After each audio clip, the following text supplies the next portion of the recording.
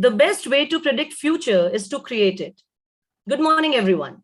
I, Supriya Kamna, a faculty from Commerce Department, welcome you all to the Entrepreneurship Conclave 2022, organized by Entrepreneurship Development Cell of Shivaji College, University of Delhi.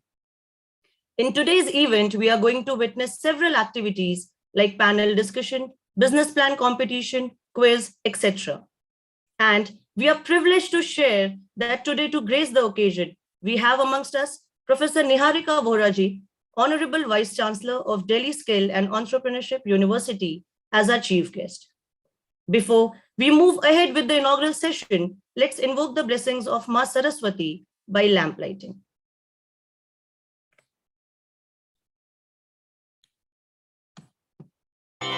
या कुन्देन्दु तुषार हार धवला या शुभ्र वस्त्रामृता या वीणावरदण्ड मण्डितकरा या श्वेत पद्मासना या ब्रह्माच्युतं शङ्करं प्रभृतिभिः देवैः सदा वन्दिता सा मां पातु Saraswati Bhagwati निःशेष जाड्यापहा।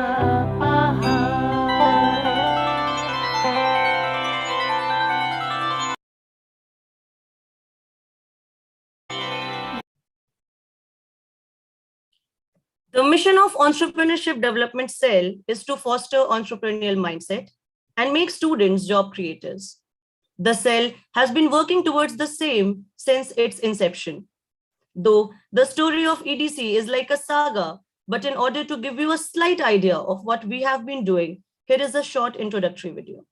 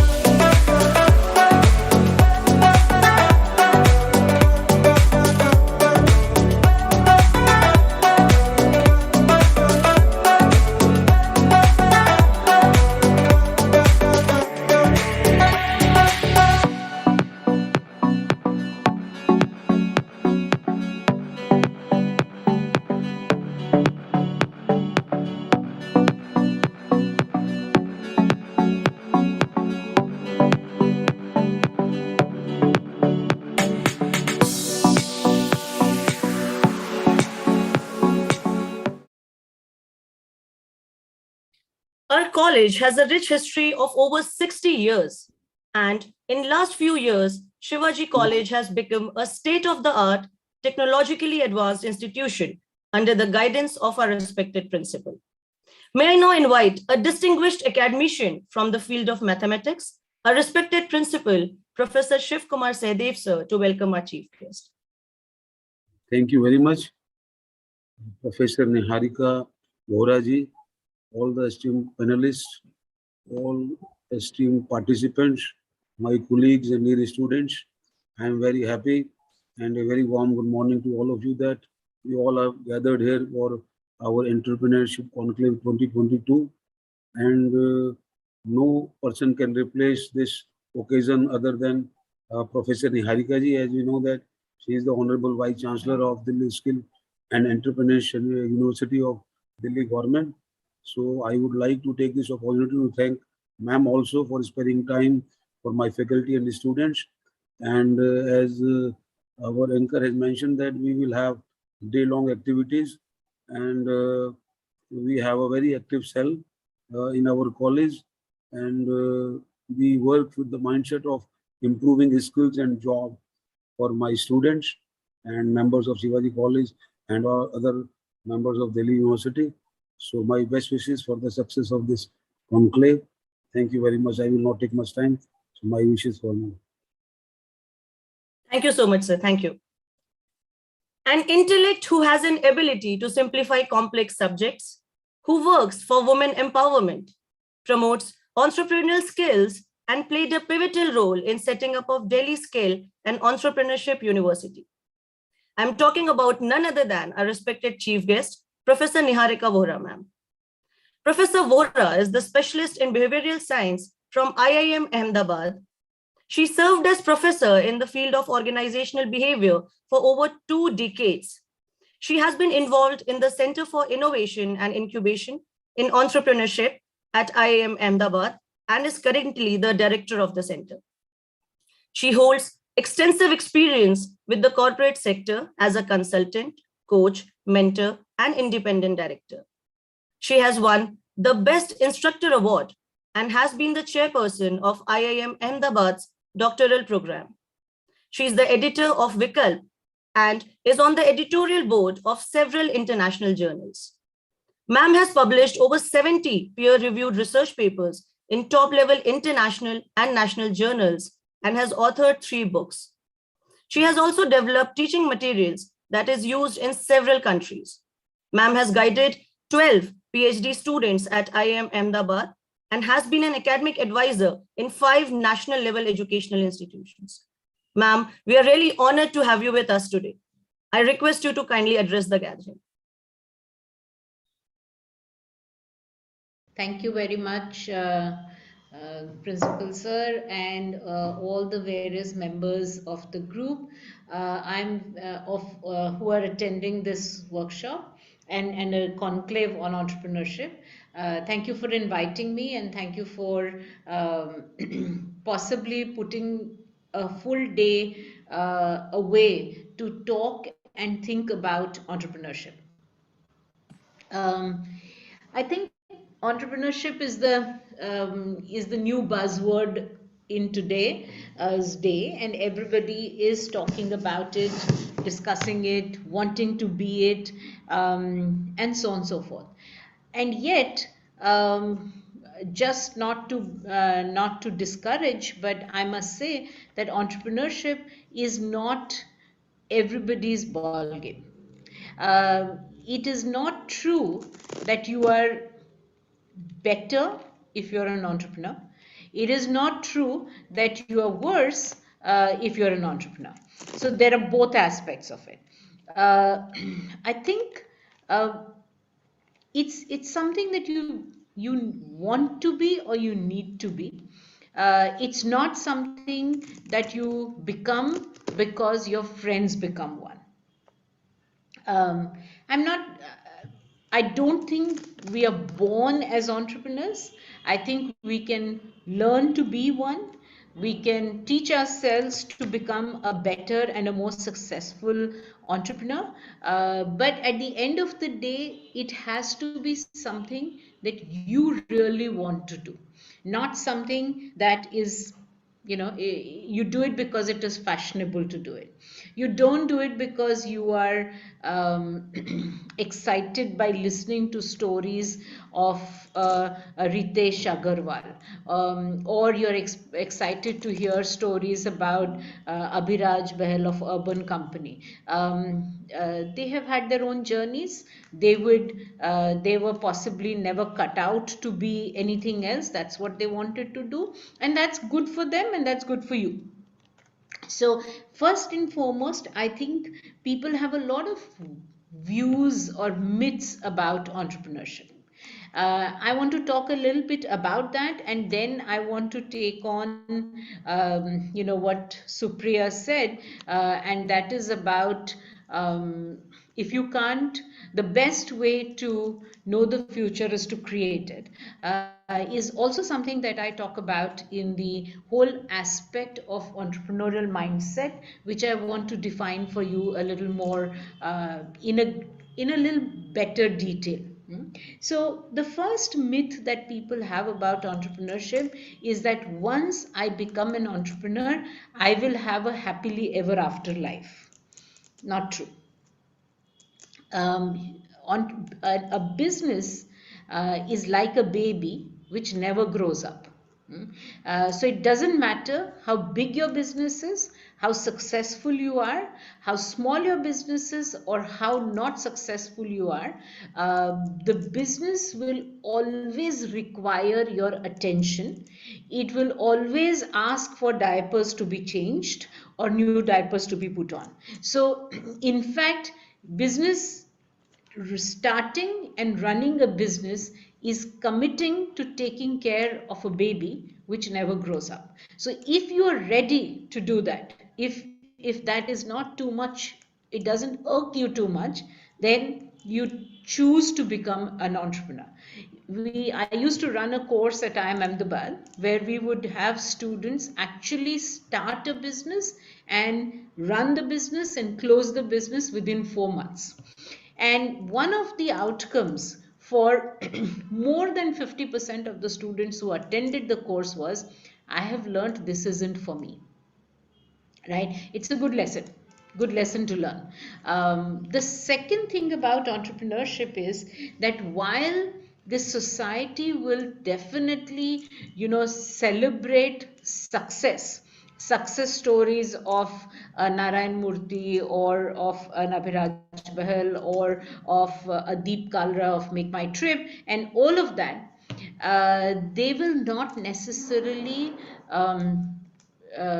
be very congratulatory or very interested if you are a small time entrepreneur and if you are somebody on the path of who's going to fail, and you're likely to fail. Each one of us is likely to fail, that there is no doubt about it. But the reality is that as an entrepreneur, while success is hugely celebrated, failure, very few cultures and very few societies actually celebrate failure. And research shows that if you're an entrepreneur, you will possibly fail 5 to 6 times on an average before you will be successful. And imagine you are 25 and you are on your first business and you fail. This is the time when you're possibly also trying to get married, start a family. Our research shows, and we've done this research, that while people say entrepreneurship is good, the youth of the country say, I would not marry my sister. I wouldn't agree to get my sister married to an entrepreneur. We've also heard stories about, we've also got people to fill surveys, and we've done about 5,000 surveys across the country, northwest, southeast, everything. And people say, while I like stories about entrepreneurs, this isn't really for me. The only exception is the West, where in Gujarat, where in fact failure, Gujarat, Rajasthan, all of these, the Marwadi community and so on and so forth, where in fact failure in an entrepreneurship is not looked down upon, and it is in fact celebrated. So there are community level differences, and sometimes if you want to be an entrepreneur, and if you are from, let us say, Maharashtra, where there isn't as much risk taking practiced, or from Orissa, where you will definitely not be able to find a groom or a bride if you are an entrepreneur, because a government job is treated as better than an entrepreneur. So there are issues about this as well. The third thing is, people always believe that entrepreneurs do this to make money. However, I think you have to realize that making money is a byproduct of running a business. It's not the goal for running a business. In fact, I see entrepreneurs as problem solvers. There is a problem that needs to be solved. There is something that is being seen in the environment, and when I'm seeing that in the environment, I think, well, I think there's a way to solve it. So whether it was during COVID, food to be sent to people who were single, ill, not able to take care of themselves, or whether it is delivery of food at the doorstep, or whether it is how do we reduce waste that is generated from every order of Zomato or Swiggy.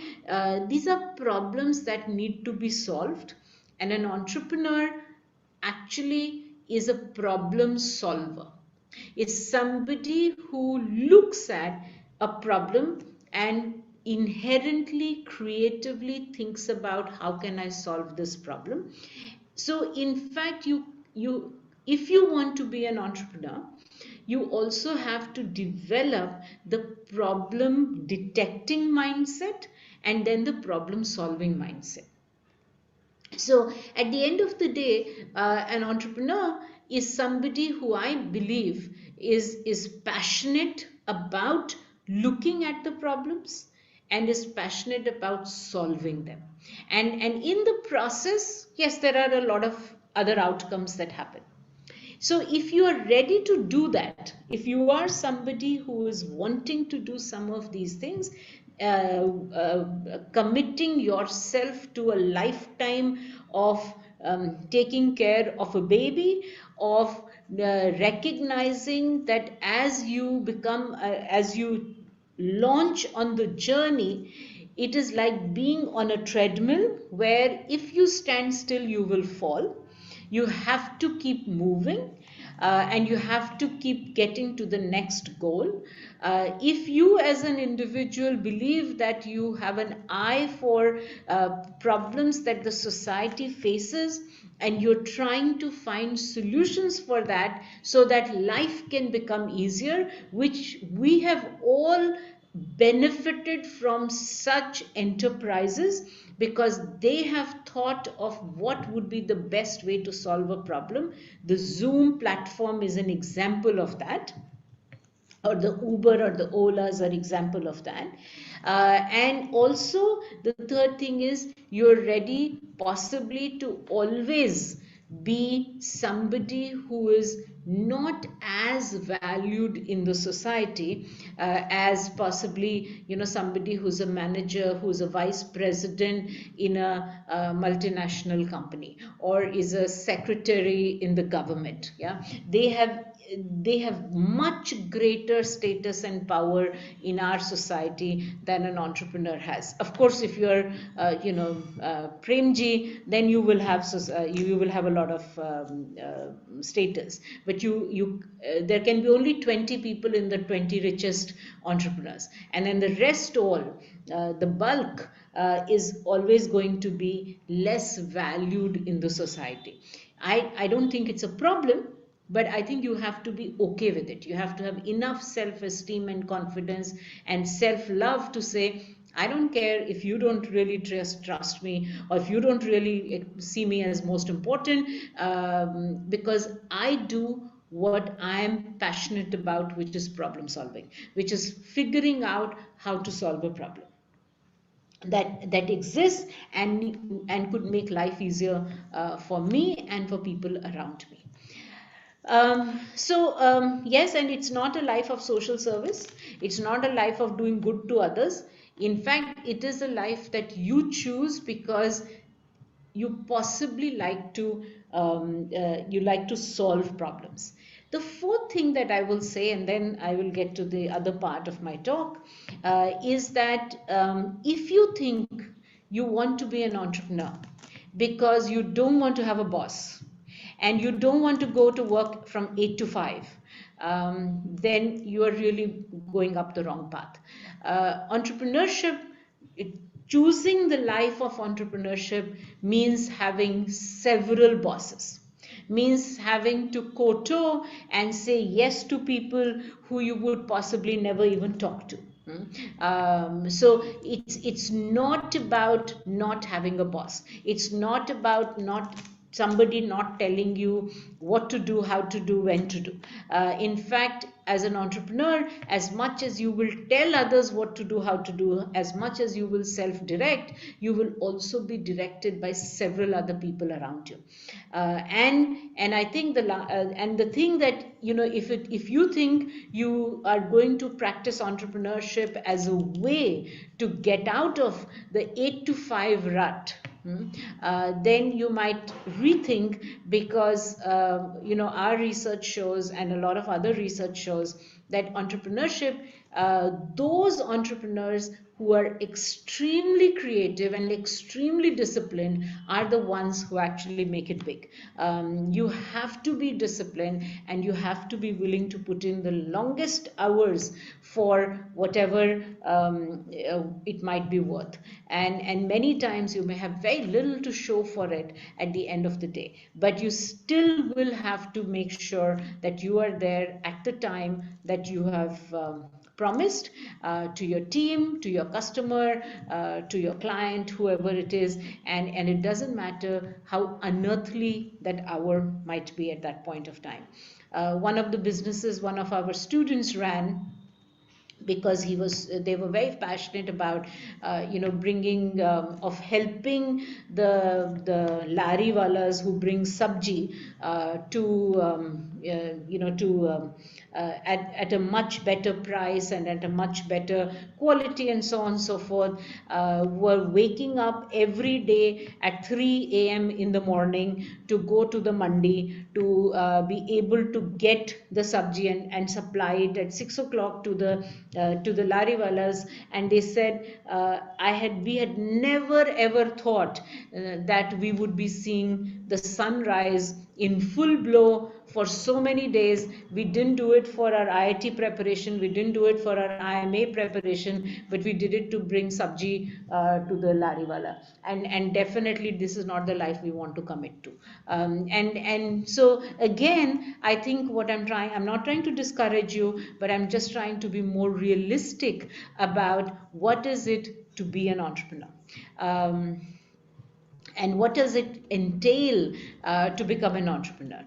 So while it's good to experiment, it is very good to try it on your own, but do it with some level of having your eyes open. I have spoken to several entrepreneurs who have who live this life, and they will still not trade it for anything else. Yeah. So yes, I think it is something that you need to find for yourself, what you would like to do. All right. So Supriya, tell me, how much time do I have so that I can plan accordingly? Ma'am, we have around half an hour, so you You can have take your time. Okay, fine. So I'm going to share my screen. I'm going to talk about a whole concept of entrepreneurial mindset and effectual thinking. So I hope, and if anyone in the group currently has any questions or anything that you want to talk about, I can take them now, and then I can take it forward as I go along to talk about effectuation. Quick show of hands, quick comments, questions, so that I know that I'm saying things that that's making sense to you. If anyone has any query, you can quickly just post it in the chat box, please.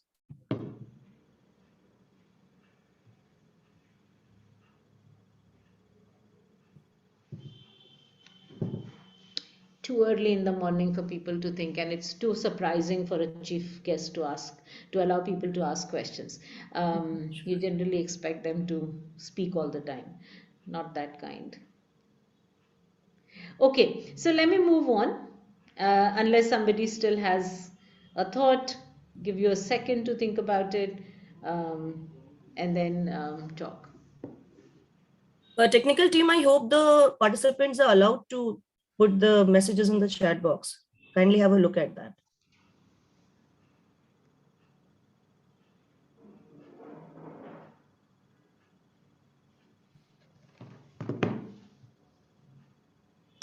Okay.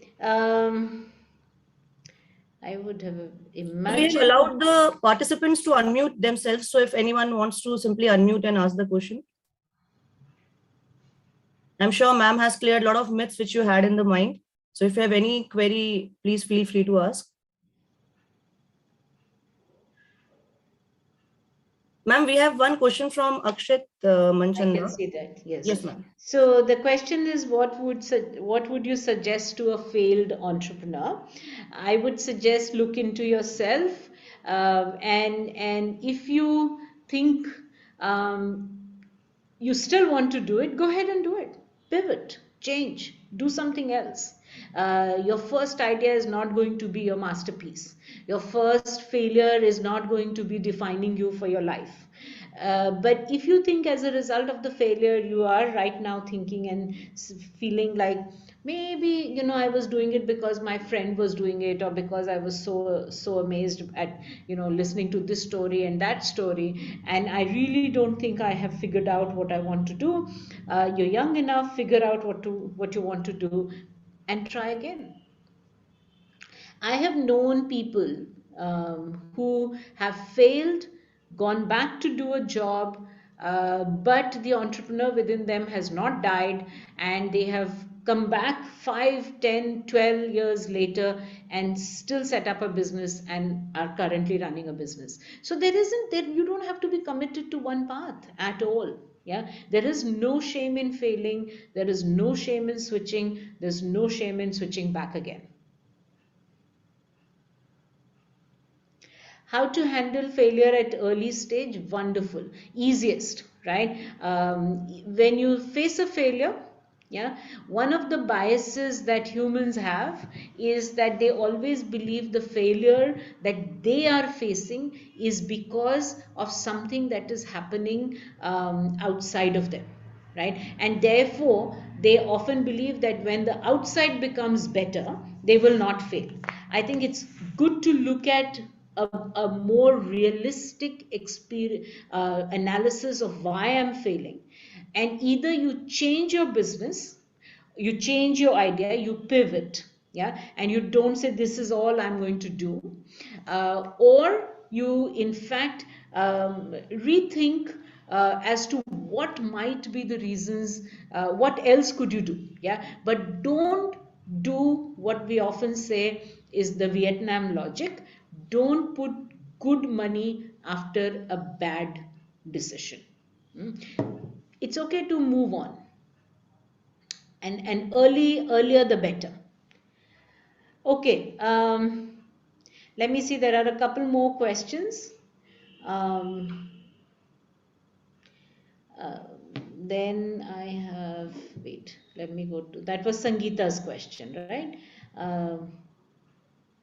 Okay, then I have, why is my chat window working like this? Could you give some examples of some businesses that students at IMA undertook for this semester work? Oh, very interesting. There was one group that actually started selling with an NID student. They actually started doing self-watering planters. This was about 5 of them. Another one decided that they would have they would organize certain facilities so that students can do a quick cookout, have a party, do a quick cookout. So they bought a bunch of air fryers and hot plates and so on and so forth. Got so pre-cooked some meals, and then the students could get together and do parties, Maggie parties and whatever parties that they wanted to do, just so that there was something to do other than just eating out from a Zomato. What were some other businesses? Delivering breakfast to students who were lazy, missed breakfast, were late for class. That was a very favorite business of students, and so on and so forth. So lots of them. Okay, what is the most important thing which we need to do when we start a zero investment startup? There is never a zero investment. There is some investment, and if not anything, it is your time and your energy. Never undervalue your time and your energy, because that's the biggest investment that you make. The most important thing is to remain agile and resilient. And when I start talking about the idea of effectuation, you will start to see how this makes a lot of sense for you. Um, Indians are lacking to make it big like Steve Jobs, Elon Musk, or Mark Zuckerberg. We also have a Dhirubhai Ambani, we also have a Narayan Murthy, we also have a Azim Premji, we also have Bajaj and Aditya Birla groups and all of that. So yes, maybe at this point of time we don't seem to have this. So I don't like the idea of saying Indians are this and the Westerners are this, or this is this and this is that. I think we just need to figure out what is somebody willing to create a business, and keep doing it at this point of time, continue to invest in it. So yes, at this point of time we don't have such ideas. We also don't have some such big businesses, because there is a lot of friction in our country to run a business, especially if you want to make it big. Yeah, so let's look at how can we reduce that friction. Could be one thing. Which incubator models? Any incubator which gives you a grant, patient capital, and a mentor. Yeah, a seed grant, a seed thing, a patient capital and mentor. But in my experience, the best kind of incubator, the best kind of money that you have in the beginning is something that you can afford to lose yourself. And I will talk about this when I get to my part on effectuation. Uh, I don't know work-life balance. I think if you want to grow big in any sphere, whether it is as an academic, whether it is as a manager, I don't think you look for balance. I think you look for integration. You look for how can I work as I live, and how can I live as I work. And is life and work so different is a question that you need to ask. I think we make too much out of balance. I think we have to look at integration. No one works all the time, nobody lives all the time, nobody entertains themselves all the time, nobody, so I think we really need to rethink some of these concepts. What qualities do you personally think? I think there is really no single personality trait which is seen as most contributing to entrepreneurship. If you put together a list of all various entrepreneurs, you will see everything. You will see people who are patient, you'll see people who are impatient, you'll see people who are extroverted, you'll see people who are introverted, you'll see people who have. So really it's not about personality, it is about your passion. It is about your resilience and your agility. That I think is what makes a difference. Biggest mistakes entrepreneurs make is that they think that they can control everything. Um, uh, you can't. You have to learn to adapt. That's why resilience and agility becomes important. Is the research yes, all of it is in public domain. It's all published. It's including a very recent paper in the EDI journal, which talks about our teaching of the course that I've just mentioned. So yes, everything is written and published. Pretty much, yes, all of them. I think I've already answered this question that Lakshman you have asked. Sanskriti, you are asking, many people view entrepreneurship as better than 9-to-5 job. On what basis?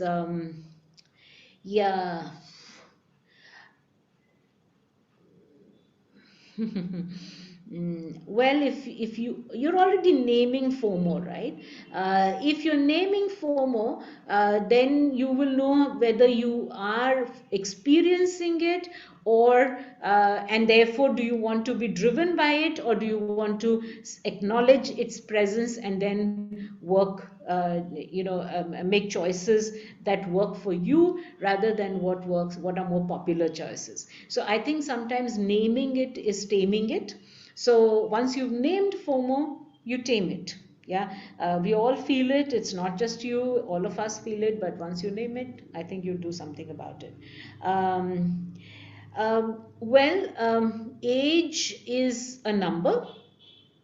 In fact, there is some research that I saw, this is not our research, there is some research where I saw that people in their mid 30s, after a couple of failures, are the ones who are most likely to succeed in their business.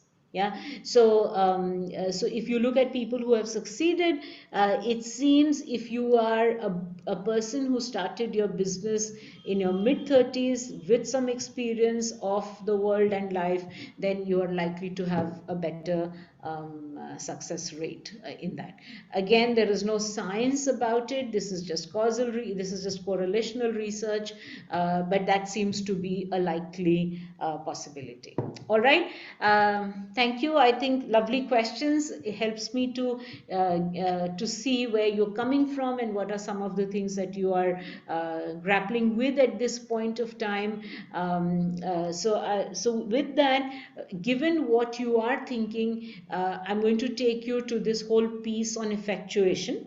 It is a little theoretical, but it is not, what I am talking about is theory, but this is not just a theory. It's a theory, it's an abstraction that has been developed out of the work of observing a large number of successful entrepreneurs.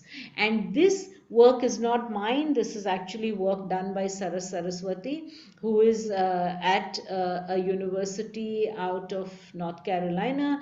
And she is, of course, written a lot about it. And I think this really gels well for us to start thinking about entrepreneurship. So here is my um, presentation. Let me start. Can you all see it? Yes, ma'am, we can Yeah, see it. okay. I think it's not in the slideshow mode right now. Yes, on my screen it is on slideshow. Are you seeing it in slideshow now, or maybe it's a little delayed? Ma'am, it's still showing in the original mode, that is in home page. I don't know why. Abhi, how does it show now? It's not in the slideshow mode, but I think it's quite readable. I mean, we can read it. What's Okay, it? well, I don't know why it is not in slideshow mode, because I can see it. So let me Yes, just. ma'am. Yes, ma'am. We can see the cursor going towards the slideshow, but Right. So I have no clue. Let me just see if I can, increase the size a little bit so that you all can see it better. Um, so, ma'am, it's quite zoomed now. I think we yeah, can more reduce visible to you. Okay. ma'am, I think we can reduce the zoom size a bit. All right. Now. Yes, ma'am. Perfect. Perfect. Thank you. Yeah. Okay. So these are two pictures. Towards the end, I'll come back and ask you about them. This is, of course, a picture of a very large carrier, oil carrier, which goes long distances with a huge amount of crude, which is transported from one part of the world to the other, so that it can be refined in the respective countries that it is going to.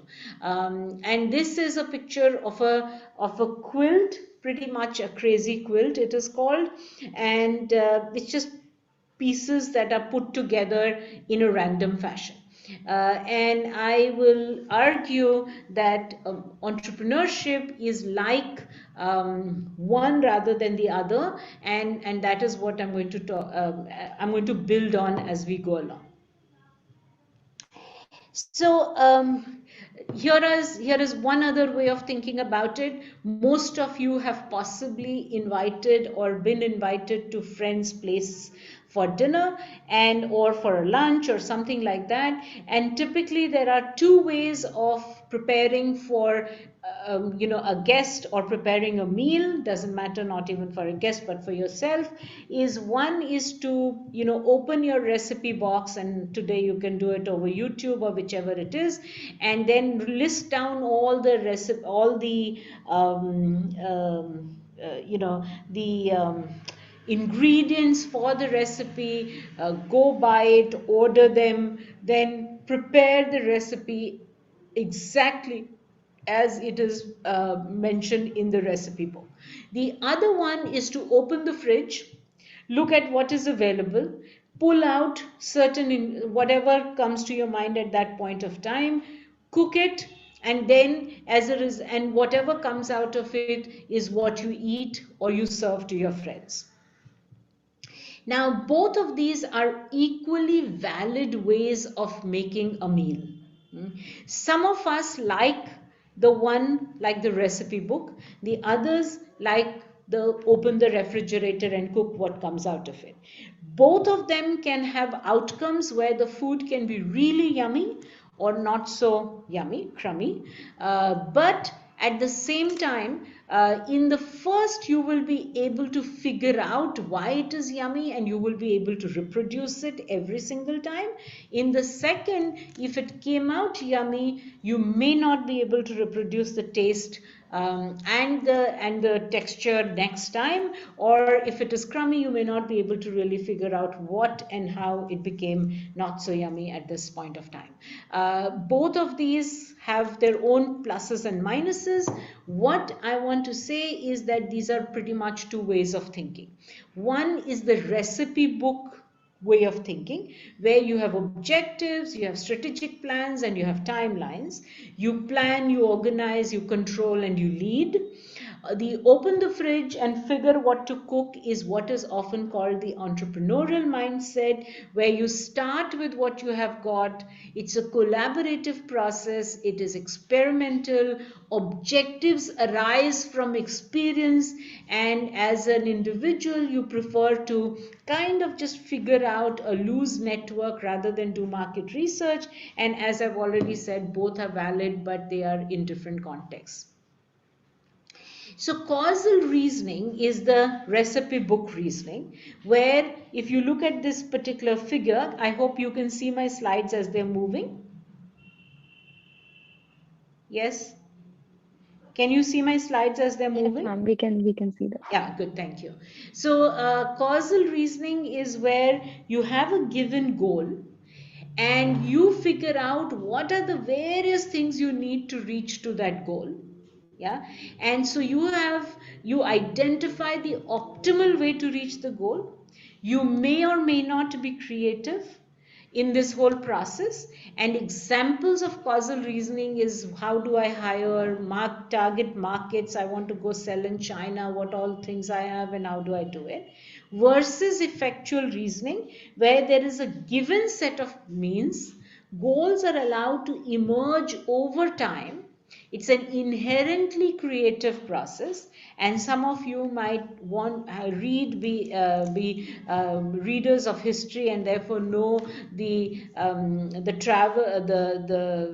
expansionist Genghis Khan or Columbus, and the fact is that they knew they wanted to go out looking for land for where they would be able to buy spices and so on and so forth, or different things, but they really didn't have a plan how and where they will get. And in fact, one of them even landed in a different piece of land, a different continent altogether.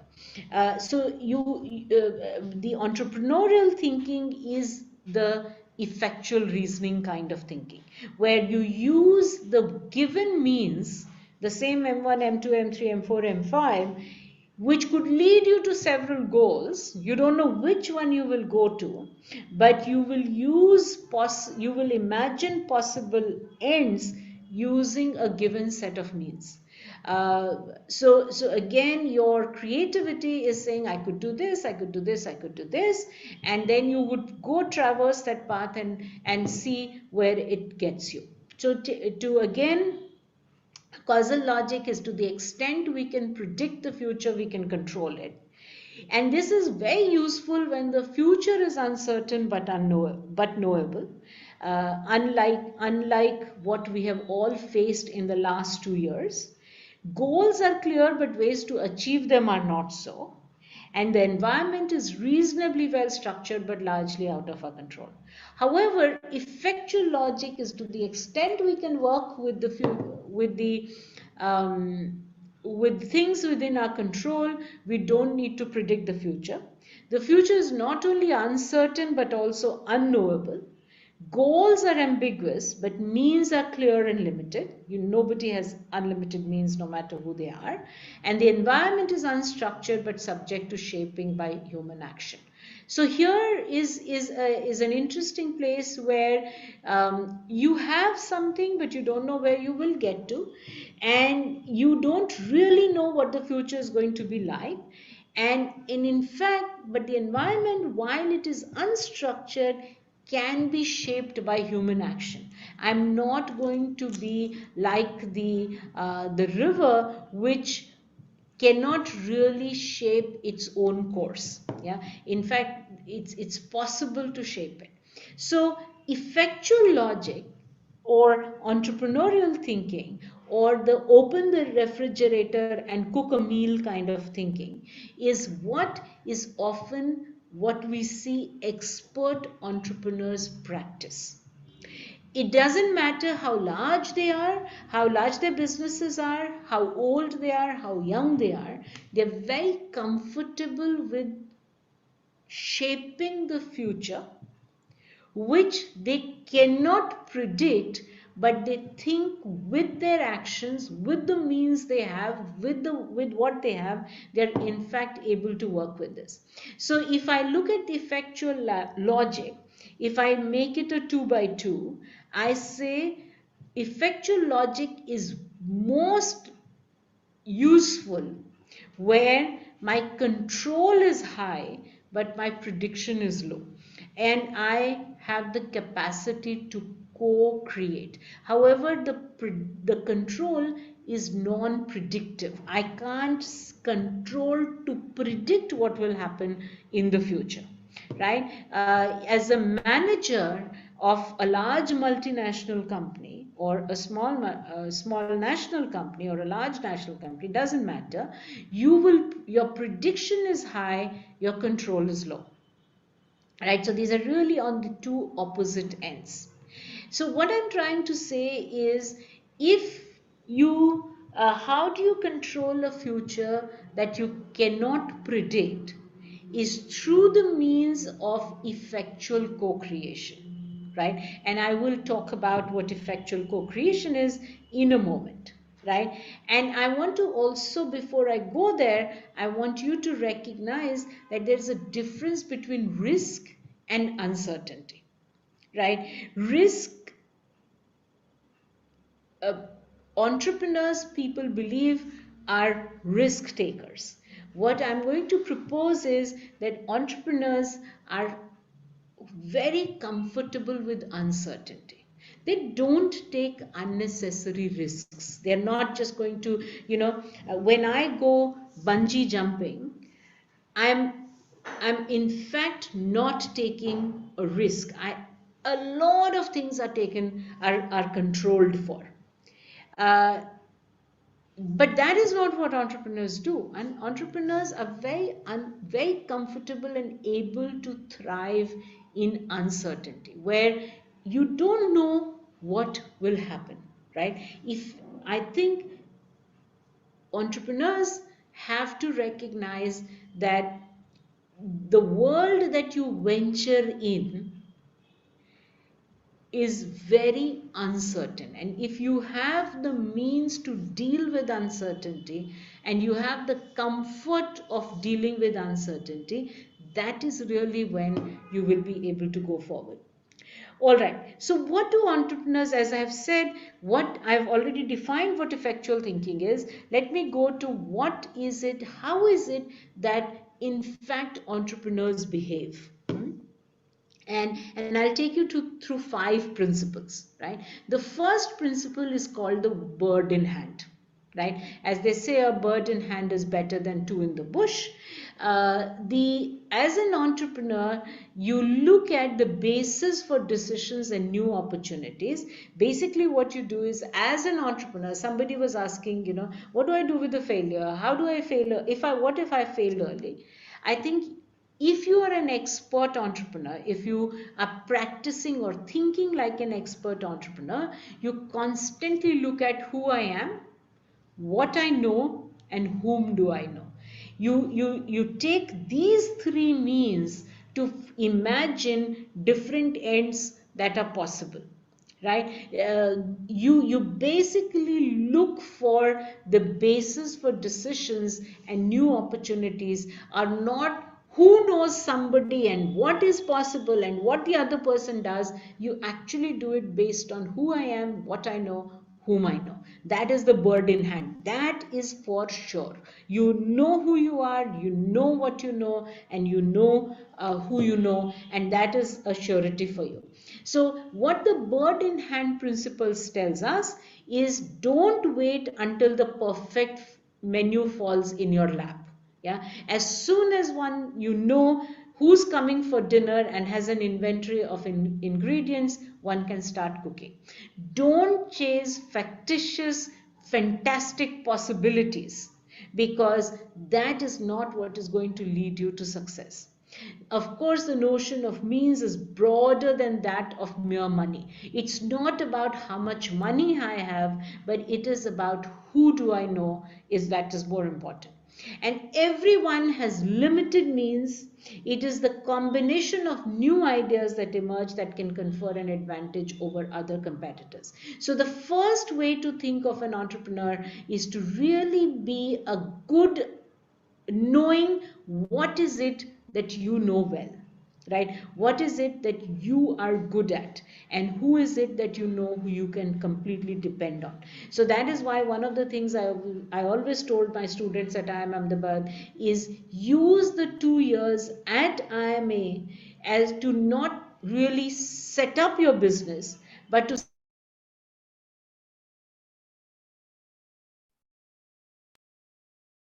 Ma'am, your mic went on mute. yeah. So can you hear me now? Yes, ma'am, you're Yeah. audible. So as a student, don't figure as to how to come up with your best masterpiece business idea, but invest in knowing people who you will be able to depend on all your life. That is a much better investment while you're in college, as much as trying a business idea is. The second principle that all expert entrepreneurs use is the what is called the affordable loss principle, right? Rather than thinking of what will you get when your project succeeds, right? I will have 1000 customers and I will have this much market cap and so on and so forth. As an expert entrepreneur, you look at what is in your pocket and what can you afford to lose from your pocket, right? So what are you willing to lose becomes more important than what you will gain sometime in the future.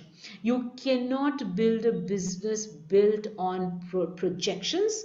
You build a business based on what you're willing to lose at this point of time. I'm willing to lose my time, my freedom, my possibility of entertainment, my pocket money, my my inheritance, whatever it might be. If you're willing to lose it, start your business, not based on what somebody will give you when your business is valued at a certain thing. The crazy quilt, as I had already said, is the third very important principle of crazy quilt principle, where you build your future together with customers, suppliers, prospective competitors who are willing to commit rather than seeking out potential partners who might not be available or motivated. So one way is to say, this is my, stellar group of people. The other is to say, you're a customer, you're a supplier, you're a prospective competitor, you're an employee of mine. I'm going to put all of this together to keep piecing my business so that I can pivot, I can grow, I can get where I need to go. So I think the whole idea is to look at every single interaction that you have as somebody who can contribute to your business, not in the way you want it, but in the way they want it, because that's what helps you. Number 4, is the lemonade principle. No matter how great you are, please recognize that life is always going to serve you lemons. Yeah. Now, when I get a lemon, I can become, and the lemons is a metaphor for detours and mistakes that are inevitable. I can get very upset about the detours and mistakes, or I can make lemonade out of it and sell. So so expert entrepreneurs are good at failing early, failing fast, failing cheap, fail smart, and do not always fail alone. Fail with your friends and family members. Oops, sorry, I'm in the wrong one. The last of these is the pilot in the plane, right? The future is neither found nor predicted, but it is rather made. You strategize to shape the future rather than guessing it, right? So the pilot in the plane is the capacity to strategize the shape, to shape the future rather than continuing to guess it and predict it. So what you do is you co-create. This is the process, that you take the means in hand, you set your goals based on the means that you have, you continually focus on your interactions and commitments people are likely to do, which will lead you to have a new creation of means, new goals, and you become the pilot in the plane. You create new products, markets, firm, whichever, leverage surprises, and keep looking at the means. So it's a circular process. It's what you do to actually keep redesigning your business as you go along. So if you are, and I'm going to close here in a minute, if you are somebody who is looking at setting up a business, don't think of doing it like a very large oil career, but think of possibly doing it as creating a crazy quilt. You're okay with the ambiguity. So what I'm trying to say is, if I'm an entrepreneur, do I always have to be effectual? I would say yes at times, but at the other end, you have to see that it is like the first and second gear when you start to run a car. You need these to start a project, but eventually for that project, you will shift away into causal thinking. And then you come back. When you start a new project, new business, new idea, you're back to effectual thinking and you move it to causal thinking. So it's a constant play between the two rather than one or the other. But if you're not somebody who's comfortable with uncertainty, and if you don't like ambiguity, and if you can't be resilient, then you're possibly looking up the wrong tree at this point of time. Not to discourage you, but just to say, can I think of what I'm getting into it as I go along? Thank you very much. Thank you so much, ma'am. We had so much to take from this session. I'm sure the students have now clearly understood that what it is to be an entrepreneur. It's not just a buzzword, but it has to come from within. So I'm sure this will help students a long way. Thank you so much, ma'am. Now, let's move ahead with our session. So when EDC plans to work, she helps to achieve it. When EDC faces any challenges, she helps to overcome it. Yes, the convener of the cell, Dr. E.T. Dandona, ma'am. Ma'am is an associate professor in Department of Economics. I request Iti ma'am, the convener of the cell, to deliver vote of thanks and officially open the event. Over to you, ma'am. Thank you, Supriya. Good morning, everyone. Honorable Chief Guest, respected Principal, dear colleagues, students, and all the participants. It's time we draw this inaugural session to a close, and it's my privilege to propose a vote of thanks on this occasion.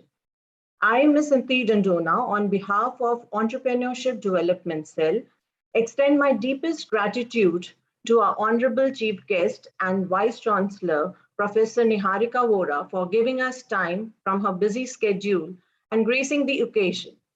Thank you for encouraging us, ma'am. I agree to become a successful entrepreneur or to have an entrepreneurial mindset, some basic rules we need to understand before we start playing. One should be focused on your idea and your vision. To quote, even the greatest was once a beginner. Ma'am, your words of wisdom are an inspiration for the young generation. We could not have a better start to our conclave. It's truly an honor, ma'am. My heartfelt thanks to our principal, Professor Shiv Kumar Sehdev, for his unflinching support and valuable guidance. I would also like to extend my thanks to the organizing team, my colleagues, and dedicated team of students led by office bearers. Faculty and students have worked round the clock to put together all the events for the brilliant conceptualization and organization of this entrepreneurship conclave through their untiring efforts to ensure that this event becomes a success. I would also like to thank all participants from other colleges who could make it to this conclave and wish them all the luck. At the end, I would like to quote very famous lines of Robert Frost. The woods are lovely, dark and deep, but I have promises to keep and miles to go before I sleep. I thank again Professor Vora for being with us. It's been a great pleasure, ma'am. I hereby officially announce the Entrepreneurship Conclave open. Best wishes to everyone. Thank you. Thank you so much, ma'am. Before Honorable Chief Guest leaves the meeting, I would request the participants and all the teachers to kindly switch on their video so that we can have a quick photograph with the Chief Guest.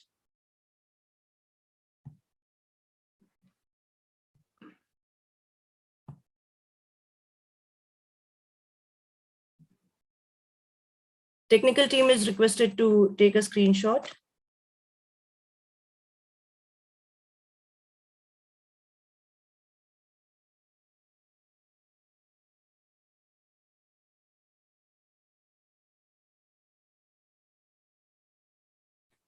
Thank you so much. With this, we come to the end of this session, and we are going to have a panel discussion in a short while where renowned entrepreneurs from Pan India are going to share their experiences.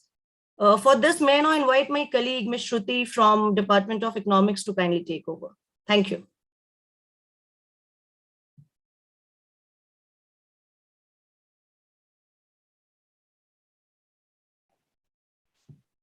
Thank you, Supriya ma'am. After this wonderful session by Professor Niharika, I welcome you all to the panel discussion by the Entrepreneurship Development Cell, Shivaji College. I extend deep regrets to the panelists for the slight delay in our panel discussion because of this interesting and very, very engaging session by Niharika ma'am, and the kind of questions that she took and the kind of explanations that she gave. I'm sure our students would really benefit from it.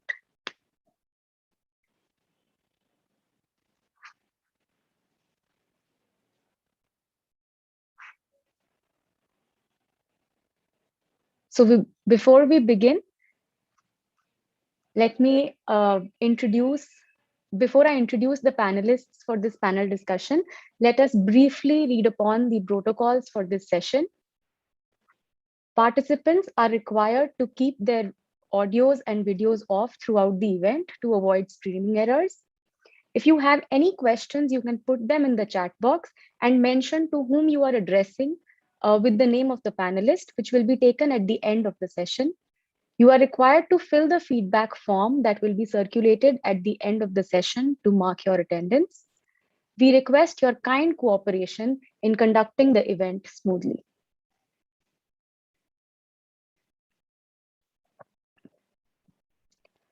Today's panel discussion is on the emerging era of entrepreneurship to shed light on challenges and opportunities of an entrepreneur in the contemporary dynamic world.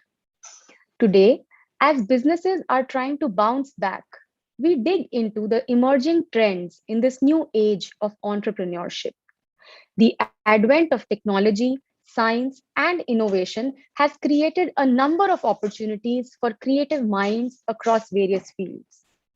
With today's panel discussion, we aim to inspire and encourage the young minds to understand the roller coaster journey of successes and failures of entrepreneurs. Now, I take the privilege to introduce our respected panelists for the day. We have with us Mr. Bharat Bansal, the co-founder of Nirmalya, a wellness company. Post his graduation, he started his own consulting company and has also mentored startups under the Atal Innovation Mission. We are delighted to have you as a panelist, sir. Thank you, Shruti. I also extend my welcome to Ms. Anu Talreja, the co-founder of Stealth Startup and Oxford Caps. Her company provides technology-enabled and community-driven living experience for millennial students.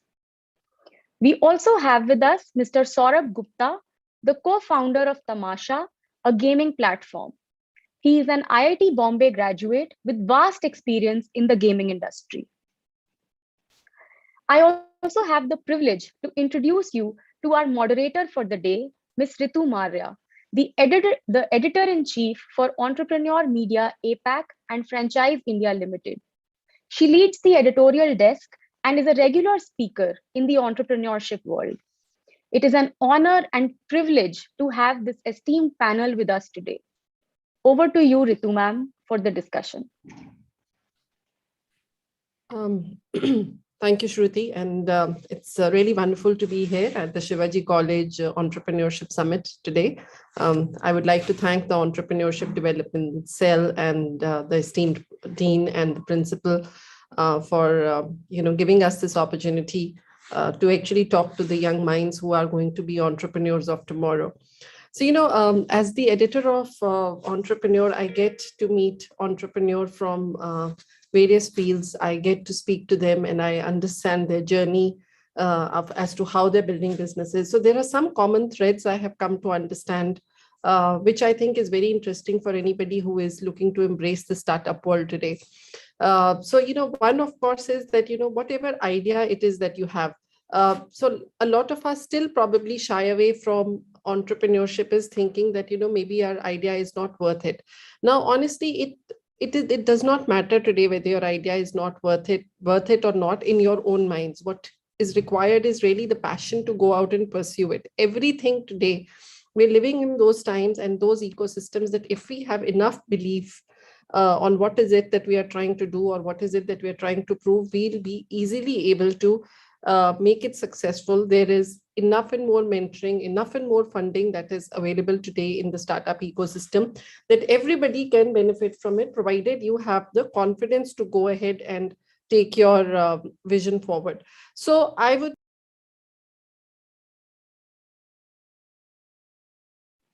Ritu ma'am, you are on mute. If you could please unmute yourself. Oh, I'm really sorry. I spoke so much. I didn't realize No, it. ma'am, we could hear you just for the last 5 seconds you got. It got Okay. As I was saying that, because for all of the students who are going to be listening to this discussion, my first request to all of you is that make your confidence and make your belief system bigger because, your ideas are really, really good.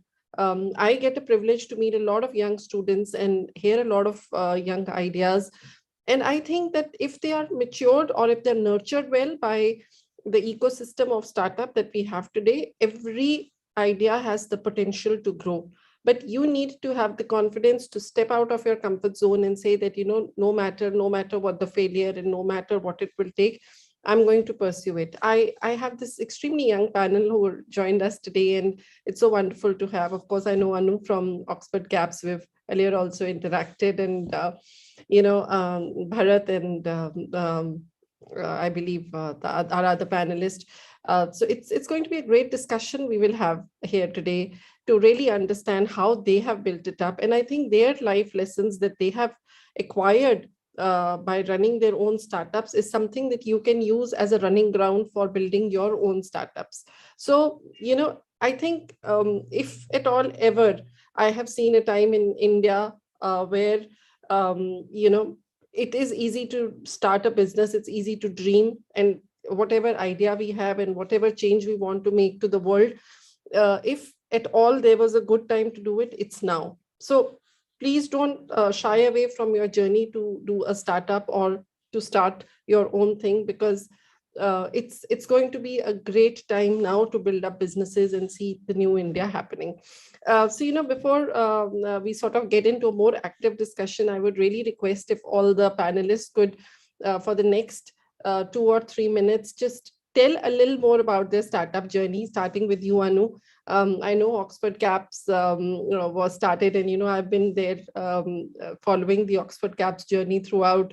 And I know it's been very difficult times for these last 2 years, but you persevered, and you've shown some great resilience out there. And I'm sure you've done a lot of tweaking within your business in order to keep afloat. So if you can just tell us a little more about your startup journey. Sure. Hi, everyone. Privileged to be here. So I'll tell you a bit about my journey. I come from a very non-traditional background to most startups today. I'm actually an architect by training. My first degree was architecture. Then studied at SPA, School of Planning and Architecture. Worked for about 8-9 years before actually starting up.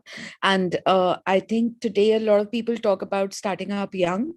But I think starting up after some bit of experience has its own benefits, because you have worked in larger companies and you've seen how things work at scale. It's easy to start up. I think the biggest challenges of a startup actually come when it's not from your 0 to 100 journey. 0 to 100 is a very different kind of journey, and that would be a mindset. But anything beyond 100, going from 100 to 500 and then 500 to 10,000 is a very different kind of journey. And that's actually what people say is a boring journey, because that's a journey of creating processes, creating systems, creating things that can scale up. And that, I believe, only comes with experience if you have worked in that kind of environment. So that ways, my experience beforehand was pretty helpful. I went to INSEAD for my MBA, post-MBA worked for again 2-3 years, and then started Oxford Caps in 2017. So interestingly, we were one of the first companies in India who actually started the business abroad. We started in Singapore, then expanded to India. So had experience of working in 2 countries, very different kind of setups. But just prior to this session, I logged in 2 minutes earlier, and the chief guest, she was talking about ideas and how every idea is good and stuff. What I would like to say is that idea actually doesn't matter much if you have belief in the space, and at that time your idea could be A, but trust me, by the time you start executing, you would have within months kind of moved from A to Z, and you won't even recognize what you started with, right? So the journey has such a steep learning curve that within months you shift ideas pivot. What you set out to do could be completely different. So I think the best thing that you can do is just start, because unless you start, you are not going to figure out how it is going to work out over a period of time. With regards to Oxford Caps, we scaled up pretty fast. We established a playbook between 2017 and 18. But once that playbook was established, I think 2018 to 19 and then 20 was a scale up year for us. We went from operating like 200 beds in Delhi to 10,000 beds across 8 countries within a matter of like months. So we scaled up pretty quickly, and scale up has its own challenges. So it was a very interesting experience, specifically because we were in an industry where we were dealing with youngsters and students, perhaps one of the most interesting industries to be in. It's the challenges vary from business to business. We were in a very operational sort of business, so challenges were again operational in nature. But I think what helps at every part of the journey is just knowing what kind of people you need at each stage, and then hiring the best talent. So when you're in a 0 to 100 journey, you need people who are kind of with an entrepreneurial mindset, who don't mind getting their hands dirty, who don't mind dealing with uncertainty and can figure their way around uncertainty. Whereas once you move from 100 to 500, you need people who have experience with setting up systems and processes, right? Somebody who's come up with probably scaling up a company, that sort of experience. So getting the right people and being able to create a culture where right people will stay and contribute kind of becomes important. COVID, of course, hit a lot of industries, including ours, one of the, most hit industries as such. It's probably student housing traditionally was considered to be one of the safest asset classes to invest in. And this is probably the first time any recession has impacted student housing. And of course, it impacted us as well. But I think what matters is in such events to actually just take it one day at a time. And what they traditionally say, perseverance is kind of the biggest character and biggest quality of an entrepreneur. That's very true. The moment you start in such an event, the moment you start thinking of what's going to happen a month later, you are in for a spiral. So it's best to take it one day at a time, figure out that day, get a good night's sleep, and just wake up and figure out that day again. And that's traditional wisdom. That's the only way it works. So we were quite fortunate to have sailed through the first wave the entire year. We eventually sold the business last year, gave an exit to all our investors as well. So, but it won't have happened if we didn't survive. So I know a lot of companies gave up, but if we didn't survive, we wouldn't have gotten an exit. So it's important to survive. And I think as far as startups are concerned, at least until you get to a place where you're 1,000 people organization, it's all about survival. So if you're able to make it through your first 5 years, you'll make it through somehow. That's kind of my biggest learning. Sure. No, I think that's very interesting. And the fact that you were able to exit out of the business during this time is also very exciting to know. And I think we'd like to know more about it. But, I'm also going to first go to the rest of the panel and talk a little more about their businesses. So I know, Saurabh, you started a gaming platform, Tamasha, during, and it's probably only something you started very close to the pandemic and just prior to the pandemic. So, while Anu here is talking about a business that she's built prior to the pandemic and probably exited during the pandemic, we have Saurabh, who's actually built a business during the pandemic, and it's a gaming platform. And, today when we are talking, Saurabh, about metaverse, and we're talking about a parallel universe on the digital, in the digital sort of ecosystem that we are building day by day. Gaming today has a so much larger connotation than what we used to. So I have a young daughter of 10, and she 2 years back, when she went online and she was discovering this world of online, she discovered Roblox as a gaming platform, and I just couldn't understand what she likes about it when she started playing it. And I was wondering, how can she think everything in a digital avatar? I mean, and here I'm telling her to think of a physical world even when we online classes. But she was absolutely very, very comfortable at that point of time, even at 8 years, thinking that the whole world can be lived on a digital, in a digital way. And, and today when we're talking of metaverse, I see pretty much that game becoming a real life for everybody, and gaming becoming so integral to our lives, and not just from entertainment perspective, but from living your entire perspective. If we go out and check our cell phones, the amount of time we spend online today is nowhere less than 10 to 11 hours sometimes. I mean, I sometimes check my own screen time during the day, and I know it's 11 hours, and I was wondering that how do I reduce it? And then there is metaverse, which wants you to be online 24 hours a day. If you're not sleeping, you're supposed to be online. So tell us a little more about your gaming platform, and particularly given the fact that metaverse is going to be a reality, how do you see gaming becoming more everyday life for everybody? Yeah. So, the core thesis behind building Tamasha, as a platform comes from, the way humans interact, right? So, like how we have been interacting over the years in the digital space has been evolving over the time, right? Like initially when the internet came, it was very slow. People used to log in, like used to take minutes to interact, and there were very limited interactivity in terms of interaction. People used to have, like people used to use, and we have actually seen all those phases, like starting from using letters as a way to communicate to using SMSs, to right now using video calls, audio calls, and things like that. And the way humans interact has been evolving over the time, and with this internet has actually made it the communication much more interactive, immersive, and interesting, right?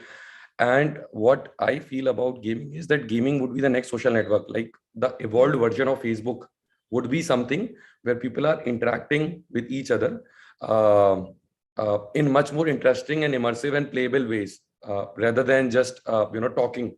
Right. So give you a simple example, like even when we meet our friends, right, what do? We don't have so either we share experiences, I have something to talk, but eventually you can't do it for long, right? So you have to create certain systems that can hook people, engage people, and make those conversations much more interesting, right? And that's why games has been there for years, right? Since the like when dynasties and kings and those kind of things, since that time gaming has been there, right? And it has been a very immersive way to interact and communicate, to engage, right?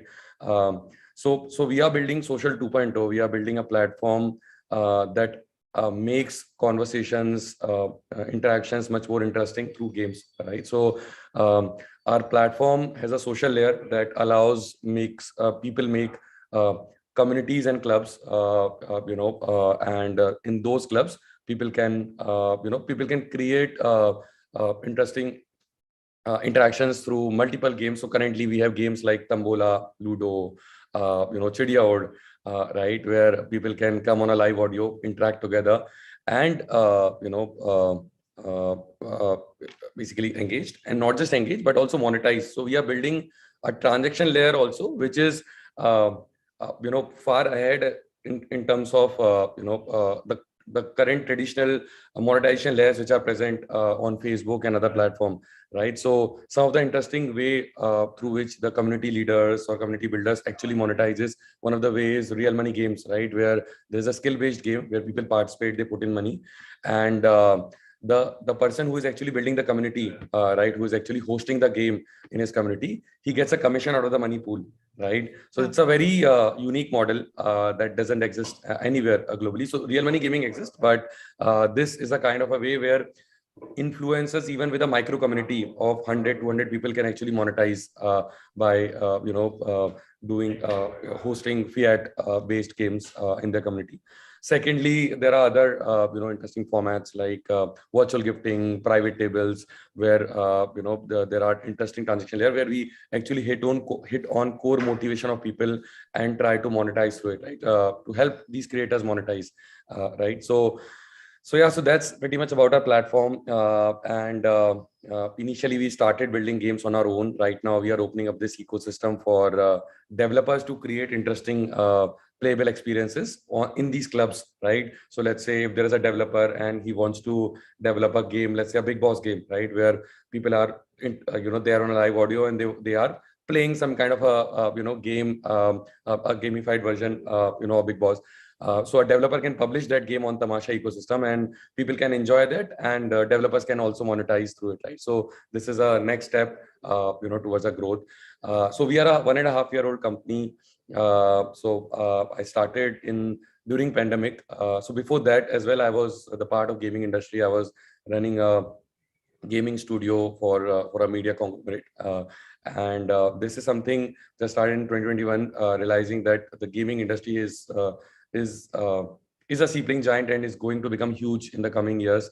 And there is a huge opportunity lying there, right? So started this, and since in the last 1.5 years, we have grown decently.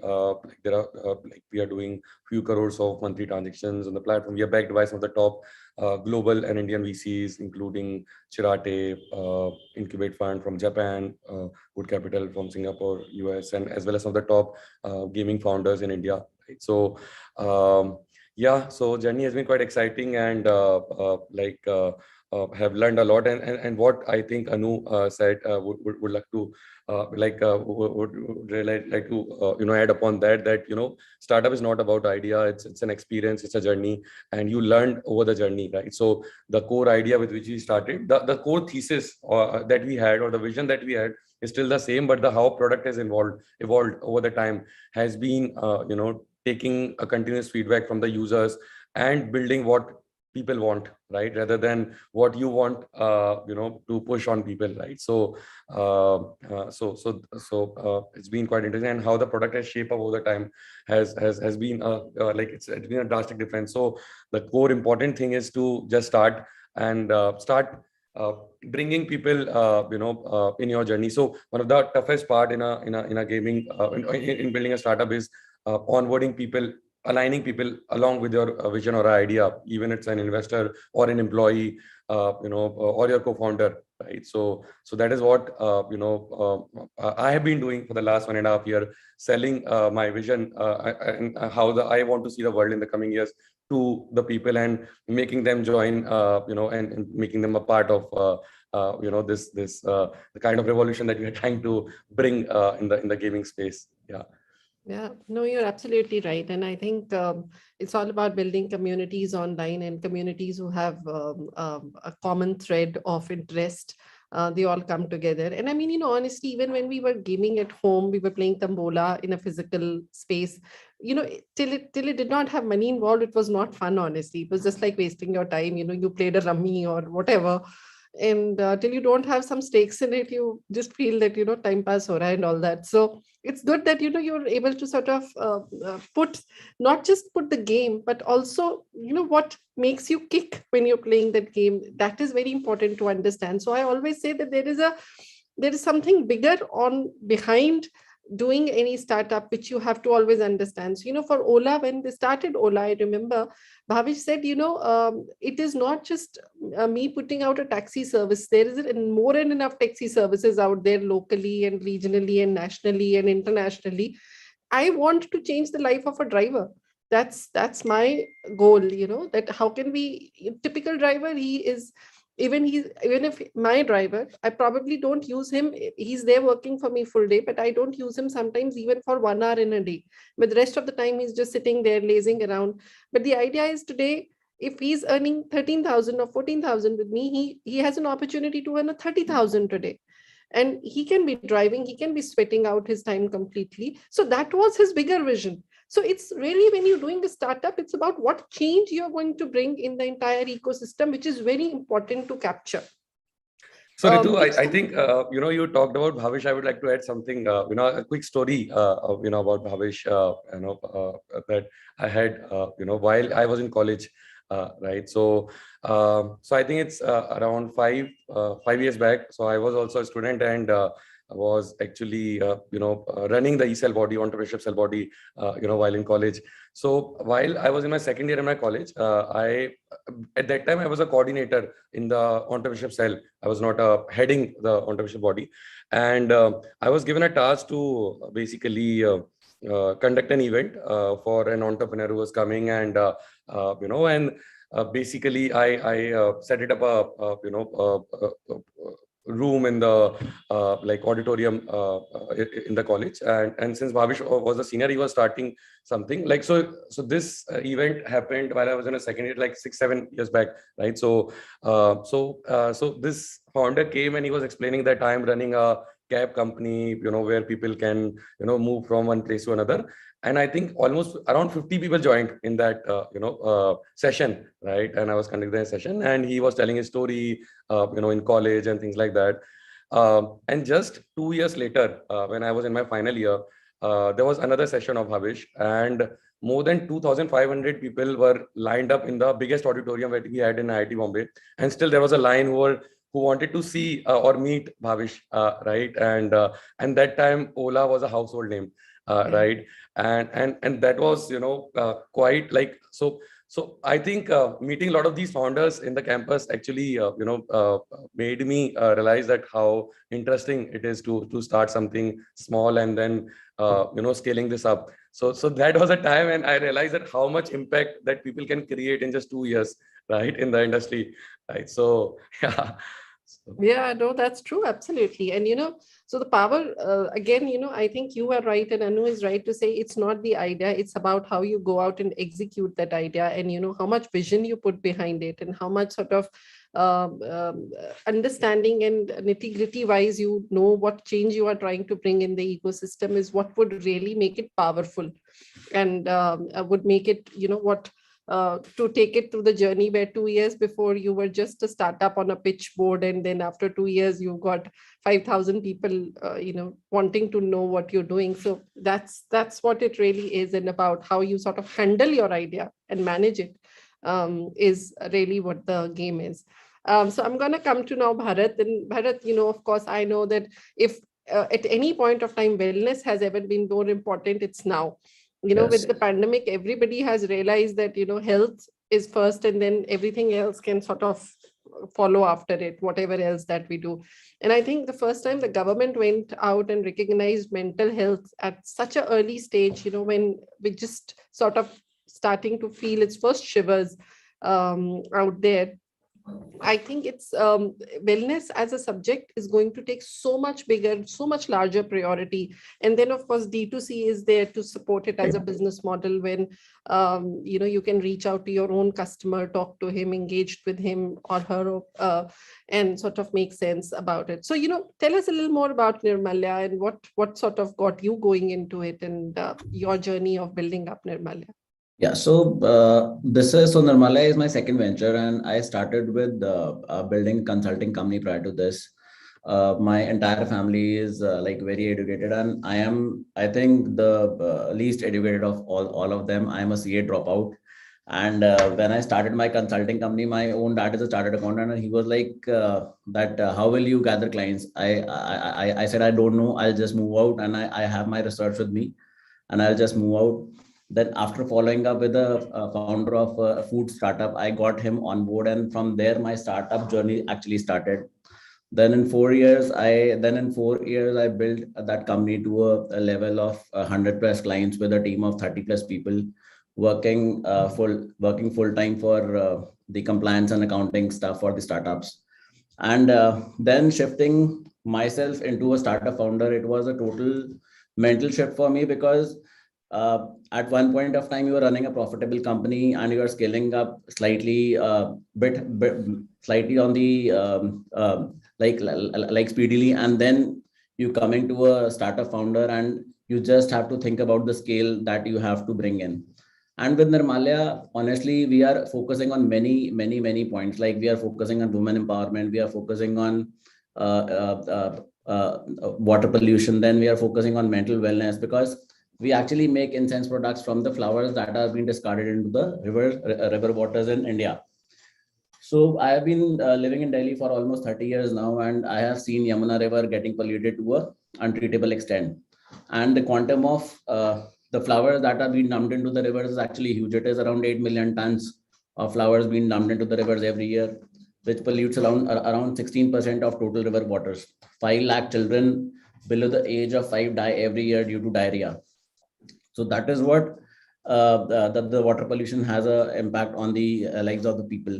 Then going through all of this and then building a product that is focused on the mental wellness, because fragrance is one thing that actually helps into the mental wellness very strongly. So it has been a very interesting journey from running a profitable company and then turning it into a startup. I kind of agree with you that this is the time when anybody who wants to be an entrepreneur, this is the time when he has to start. And it is all about starting up and the level of execution that you can bring in. So every company, every startup who has become a unicorn, it is only and only about execution. Like we already had Policy Bazaar, we already had many insurance company, and then Digi Insurance comes in and becomes a unicorn. We had 1MG, then Farm Easy becomes a unicorn. So it is all about execution and how you do the execution part.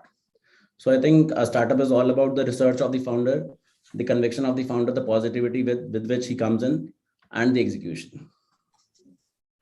Yeah, I totally agree with you. And of course, what you've mentioned about, you being a chartered accountant dropout, I remember meeting Aman Gupta, of founder of Boat, and he's also a chartered accountant. So I'm all now starting to wonder that all chartered accountants or near chartered accountants actually make for good startup founders, because they have their eye on the finances, which is very important. And while we're talking about finances, I can tell you a lot of startup journeys have gone wrong only because the founders are young and they don't keep an eye enough on understanding their accounts once the funding starts rolling in, and then they have their hands full with doing a lot of things and bringing the scale X. So my one question to the next panel is going to be really, because today it is a given almost, and sometimes maybe not really required, but something that everybody wants to do is to say that my startup is successful because I have been able to raise capital on the basis of whether it's a seed round, angel round, pre-series A, series A, whatever. But my point is really one, and this is something I would want all of you to address. Why and when should a startup, as a startup, one should start looking for external capital or raising capital? At what stage of the business is it good to start thinking on those lines? And secondly, which of course will be a later question once you've answered all of this, is that what are some good practices you've realized about deploying capital? I'm sure you've all raised capital to whatever large, small extent. And Anu, I know you've done quite a bit of it. So, what does it take to raise capital? I mean, what was your vision when you decided that I now need to raise capital to grow Oxford Caps further? And how did you plan for it? How did you go about it? What worked for you? So if you can share it with a little bit more about your students. And just before you do that, I would now also request students to start participating, please. So please start putting your comments, questions, whatever it is. And we like to take them along because I think that's how we can really make this more engaging and meaningful for everyone. Anu, we'll start with you. Sure. So Ritu, we raised a total of about 65 million plus across up till Series B round. So I think a couple of points I'd like to highlight. One, I'm starting up again now. And, as a 2X founder, of course, I get a lot of VC calls where, I started getting them like 1 month out of Oxford Caps when I was taking a break. And I kept telling people, I'm thinking what I need to do. Give me time. Once I figure out what I want to do, then I'll come back to you. And you won't believe the environment is such today that I've had like proper VCs tell me कि नहीं हम सोचने के लिए भी पैसे देते हैं. Right. So my only point is that there'll be a lot of people, the market is flooded with so much liquidity that raising capital, if you know and have clarity over what you want to do, and you're doing okay, raising capital is the least of the challenge today. I think the worst thing that you can do is actually raise capital to figure out what you want to do. At least as a starting point, people think you need a lot of capital. You don't need a whole lot of capital. You can test out ideas really, really cheap. And it's only when you don't have capital that you will actually hustle to figure out the most economic and the best way to get to what you want to do. So at Oxford Caps, I'll give you an example. We launched in July 2017. in about April, May, because both Priyanka and I had significant work ex before that. We actually had a term sheet, double the amount of seed round that we raised eventually in October, November 2017, right? We said no to that term sheet because we were like, okay, let's just go and figure out what we want to do instead of just getting a whole lot of money right now. So what we did was we put in a little bit of capital from ourselves or, borrowed from parents or whatever. But what it allowed us to do was test our hypothesis without any obligation to anybody. Right. So we went out, we tested, we were not accountable to anyone. Within 20 days, we realized that our go-to-market or the basic fundamental structure of what we are trying to do, that structure is flawed because it doesn't address the core concern of the customer. The core concern is very different from what we thought the core concern would be. And within 20 days, we pivoted.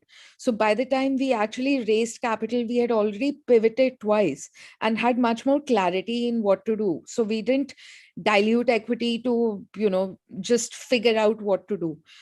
So I think that's one thing. Figure out the most economical way to kind of test your hypothesis.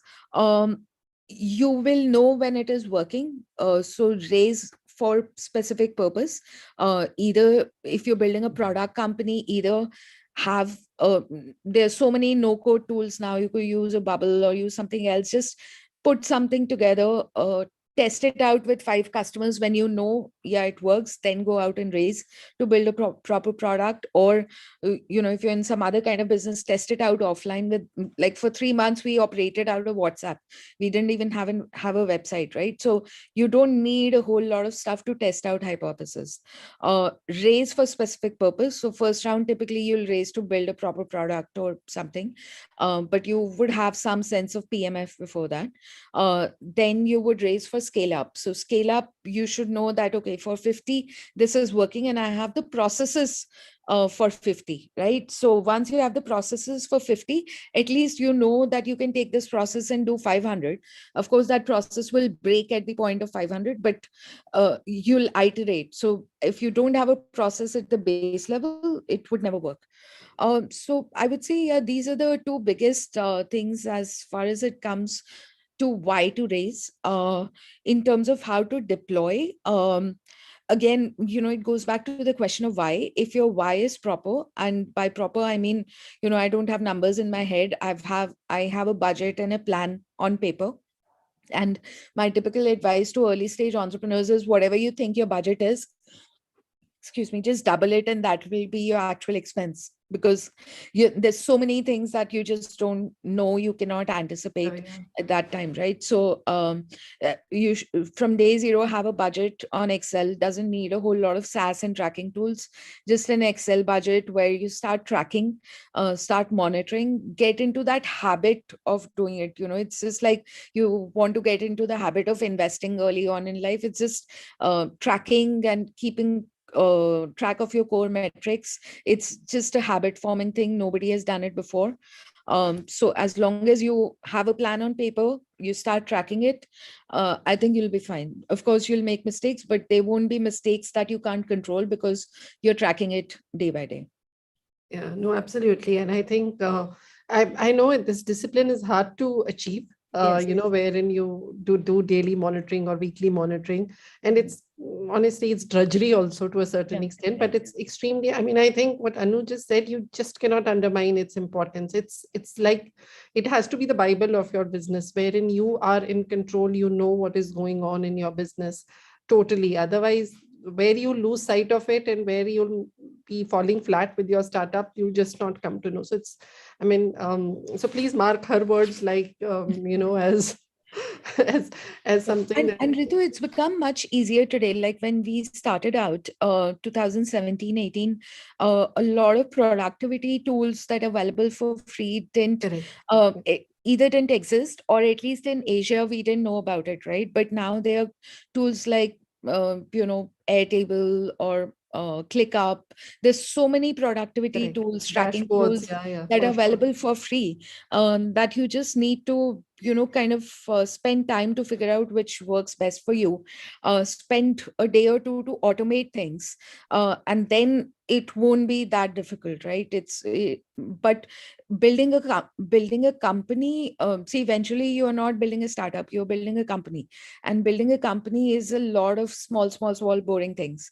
It's not as exciting as it seems from outside. It's a sum total of small boring stuff, which over a long period of time and in hindsight start looking exciting, right? So unless you're prepared to do that boring, mundane stuff, you cannot build a company. Correct. Absolutely. And I think, what the government did recently in terms of, making the subscription businesses so vulnerable when they said that, Yep. your credit card and schemes. But honestly, what did it do for the customer? It shook the customer up also in a way to say that, you've got some apps which you don't use, but you still pay for them. At least look at it. So why did the government really have to think about it? We could have thought ourselves and say that, okay, we use these apps and we're not using these apps. Let's not at least pay for it. So it's the same for business. You have to be looking into your financial sheets to know where you're going wrong and what you can do right, and you have to do it like time and time again, like weekly, daily, monthly, to get it all right. Otherwise, where you start going wrong, you don't even start realizing. So thanks for sharing that. I know that's a very useful piece of advice, I'm sure, to everyone over here. We've also got some Saurabh, Bharat, what are your thoughts on fundraising? We'll quickly take that before we take some questions from students. So fundraising is something, I think you should do that only when you feel, you need it, right? So there are different kind of businesses that are built, right? So some require capital, some don't, right? So let's say if it's a consumer product that requires a lot of growth, and you have to focus, building the product in qualities and communities, right? And monetize eventually. In those kind of products, there might be a need of fundraise. In certain products, let's say if you are building a B2B business, the capital requirements is minimal, right? You can actually build a pool of clients, build a solid product, with a good lean engineering team. And then eventually, if you want to scale, you can plan the, fundraise. But what I like I'm aligned with Anu on the same, that the capital is a huge capital is available out there. The core thing which you should have first sorted is your initial team, right? Even if you are working on a wrong idea, even eventually your team will drive the ship in the right direction, right? If you have the right people on board, right? And then after that, I think everything gets sorted automatically, right? You don't have to chase for funds, a lot if you have the right product and right team, aligned, for your business. Yeah, so that's there. And other than that, I think, people should value, the equity. I think what I have seen, which is improving over the time in the Indian investment ecosystem, is like the US startups, entrepreneurs are very much, like for them, equity is very critical, and that's why they retain the power, when they are building the platform of the company. Because once you lose out, on the company, and when the company scales up, right, it's very difficult to take bold decisions, right, which are important, and keep on innovating, right? So equity should be valued, and right now in the Indian ecosystem also, like the VC ecosystem is also maturing a lot. Lot of interesting models are coming up, like convertible note, where you don't have to give away your equity at the time when you are starting. Once you are built up and then raising around, you can actually dilute equity, right? So hoping that the Indian investment ecosystem grows further, and there would be a lot more interesting like there would be a lot more flexibility for people to innovate and keep on building their companies, right? So yeah, because there's a lot of time that is needed to actually figure out the right thing and then scale up, right? So yeah, so that's something which is there, and that should the entrepreneur should have that thing. Because you scale up the wrong thing, all your losses or whatever, the wrong things which are there, that scale up with that number, right? So let's say if you are losing out 40 rupees per transaction, and you have $10 million, you pump that $10 million, the loss will also scale up in that Correct. that scale. So you have to first focus on making your unit economics right, getting the product market fit, and then looking for growth capital. So Absolutely. No, I think unit economics have to be right from the word go, because if you don't get that right anyway, raising capital is going to be difficult for you, because somewhere or the other you have to sort of put put it in place and do it very quickly at that. Bharat, I'm going to ask you this, what are your thoughts on fundraising? And somebody's asked a question in the group, Vicky Sarari, who's saying that is diluting equity actually a good option in the initial days of business, or one should just go out and raise debt instead? So, So if you can take that up also, and maybe somebody else in the panel as well. So I think it more of depends on the founder. Like Anu said, कि सोचने के भी पैसे मिलते हैं, वो actually में मिलते हैं. Like I have been with startups जहाँ पे startup ने सिर्फ they have raised money only on the Excel sheets and there was no prototype, nothing like that, and they have raised money. But like for example, if I'm running I'm running a D2C startup, then I have to have some numbers in my hand to actually go and pitch the investors for the funding. So it also depends on the nature of the startup you are in. Plus, it very much depends on the founder, the credentials of the founder, and the stage where you are at. So, so yes, the planning is to be done in a bit in advance, so that you don't have to raise funds in a hurry, diluting all of your equity, and so I think my views are clear on this, that there is no particular stage of raising the funds. It is more of a thing that which type of startup you are into. If you are into a tech startup, you might get funding for thinking also. If you are in a D2C startup, you need to have some numbers with you to raise funds. And like Vicky has asked, that is diluting equity a good option in the initial days of the business, or is that a better option? It actually depends. You at that time in the initial days, you need funds to actually start your business or give shape to your idea. So either ways you are getting the money. If you are getting it in a debt, very good, and you should actually go with it. And if you are not getting a debt, then obviously equity, you don't have an option. But after the idea is into the shape, after you have the numbers, then you can actually stand on your terms and raise the funds accordingly. Sure. Yeah. No, I think that makes perfect sense, Bharat. And I honestly today, if you ask me this question 3 years ago, there was hardly startups getting any debt from the banks. I mean, Right. banks were not really entertaining their ideas, because as he said, that so much of it is actually on the Excel page rather than in the real world.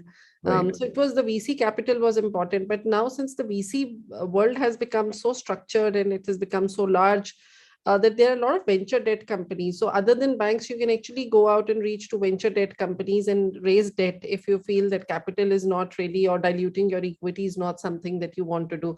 But honestly, 100% of equity, keeping it and thinking that, oh, this is going to be my, my gold medal, that's also not true. So Right. I think one should not be overly too greedy in saying that I will not dilute equity at the expense of not being able to grow your business. So one has to be open enough Right. to.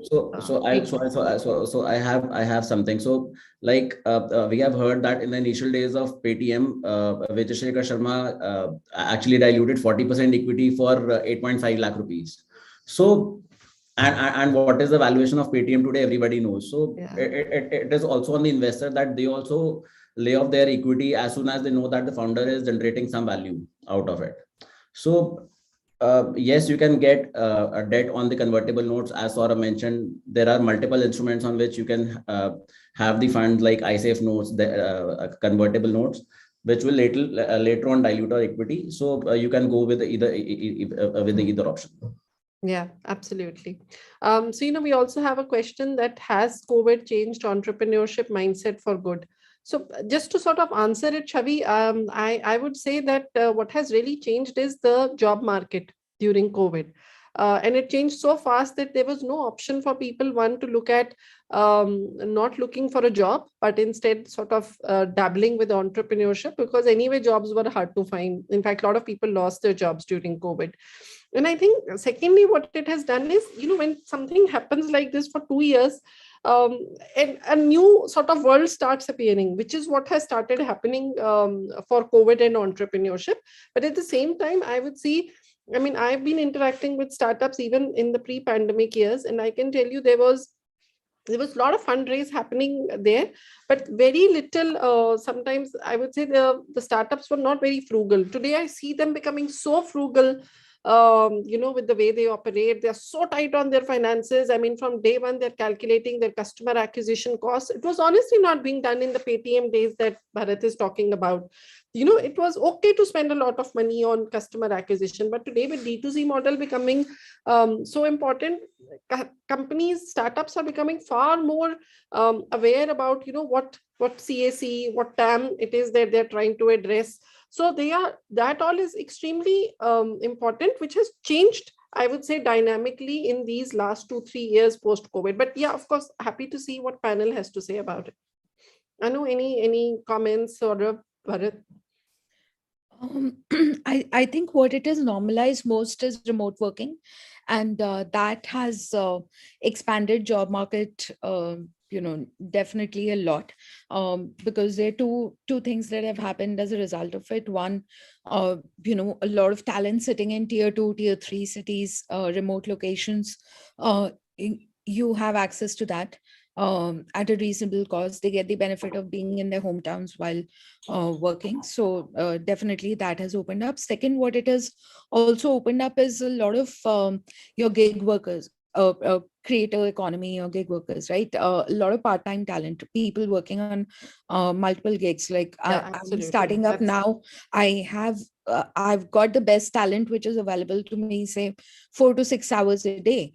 But that 4 to 6 hour productivity is actually much more than in many cases a full-time employee, right? So it's very, very different to what it was five years ago, because you have the possibility of doing multiple things, being at being at any location and being able to work with multiple things. So I think as you rightly said, job market has changed a lot, and that has impacted how you look at talent pool. Yeah, and I think what has also changed is the fact that today people, and particularly the young talent, they don't think of one job as their way of living a life. So they are probably working. So I'm working with talent people out there who are an employee in one organization, a consultant to another one, and doing the startup on the other side. So everybody's sweating it out, I would say. So they're trying to sort of sweat out their time to the optimum, to say that rather than just doing one thing, or maybe 10 years ago, we were all sort of fundamentally focused on doing one project, one job or whatever. I think those times have changed quite dramatically right now. But of course, having said that, what is important is that you don't burn yourself out, because that is not the objective of doing this. And secondly, just don't do it for the heck of doing it. I mean, there is no fun in saying that you work 18 hours, but what you're doing productively 18 hours, and is it giving you enough satisfaction, is more important. So there is no peer pressure over here to sort of say that I'm doing 3 projects because my friend is doing 3 projects, therefore I have to do 3 projects. So that honesty should never be your fundamental approach to doing things. Saurabh, Bharat, you want to add to this? Yeah, I think, pandemic has actually changed, how we people behave psychologically, like at a fundamental level, right? So give you an example, let's say there was a time before COVID, businesses were not done virtually. Like people don't used to trust if they've not met them physically, right? So when I used to do partnerships or businesses in my last job, I had to travel, like in flight, taking along my team, and just to do a 1-hour meeting, right? But right now people are comfortable to, do businesses worth of millions of dollars even without actually meeting in the physical world, right? So that is something which has changed on a fundamental level, that people actually trust, other people in like virtually, right? Even, interestingly, like we have raised 2 rounds. We have never, like, recently we have actually met our investors, right? We recently met some of our employees, in the when I went Bangalore, like some of the employees were there in Bangalore, and so but like, however, few things that I actually believe about the remote culture, how it has shaped up. So I think for the companies who are already scaled up and processes are set for them, I think the scaling of the teams virtually is good. But for an early company, I think transferring your vision, to the team is very, very critical, right? So that's why even, virtual is something which can be done, but we are like operating from a physical office where like most of the core team members are working from the from the office, so that the kind of passion or the kind of vision that we have around the product gets transferred to the team, the core team, and which they can further transfer to the other members who join the company, right? So in that sense, because I think those kind of things are like, so there are a lot of things that are done planned, right? So let's say when you do a call, you have an agenda, right? And you discuss those things over call and you do that meeting, right? But when you're building a startup, a lot of things or ideas, they comes out of the blue, right? So when you are sitting and hanging out, with our team members, and something interesting comes up, and you push that module, the next day, and it gets start working really well. So those kind of experiences are not still, working out that well virtually, right? So you don't have informal conversations or, those kind of, things that happen in the real world are still not set up in the virtual environment. So definitely, I think it would take some years to reach there. So both, mix of the virtual and real experiences are required at the current stage, I feel. Yeah, no, I agree with you.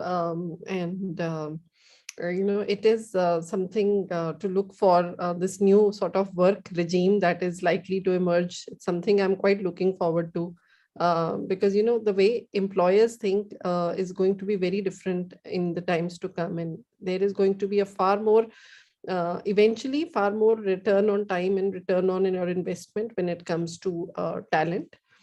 For everybody. But yes, building a culture is very important today. It has never been so important as it is today, because still, if you have people who are working remotely, and they are not part of your culture and your larger thought process or your vision, then it's going to be very hard to be working staff from so many different places. So we've got another question from Raghavendra. So entrepreneurship has faced a dynamic environment. What factors will be important in entrepreneurship to overcome these dynamic facts of environment? So let me tell you that dynamic is going to be, you learn to live with dynamic. Every day is going to be a new day in business, and particularly if you're in the startup world, a lot of things. I mean, I was yesterday talking to the founder of CoinSwitch, Kuber, which has actually become a unicorn in the cryptocurrency space. And I said, you're not even regulated. We don't even know what your framework is. And, you already become a unicorn. And how do you expect your customers to be if something government goes really dramatic in terms of making a regulatory framework which does not include you? So he says that, people learn to live with it. So I have to have a plan in mind that if so many customers trust me today and the government is going to throw me out, then I need to be able to service my customers still. So, he's living with it every day.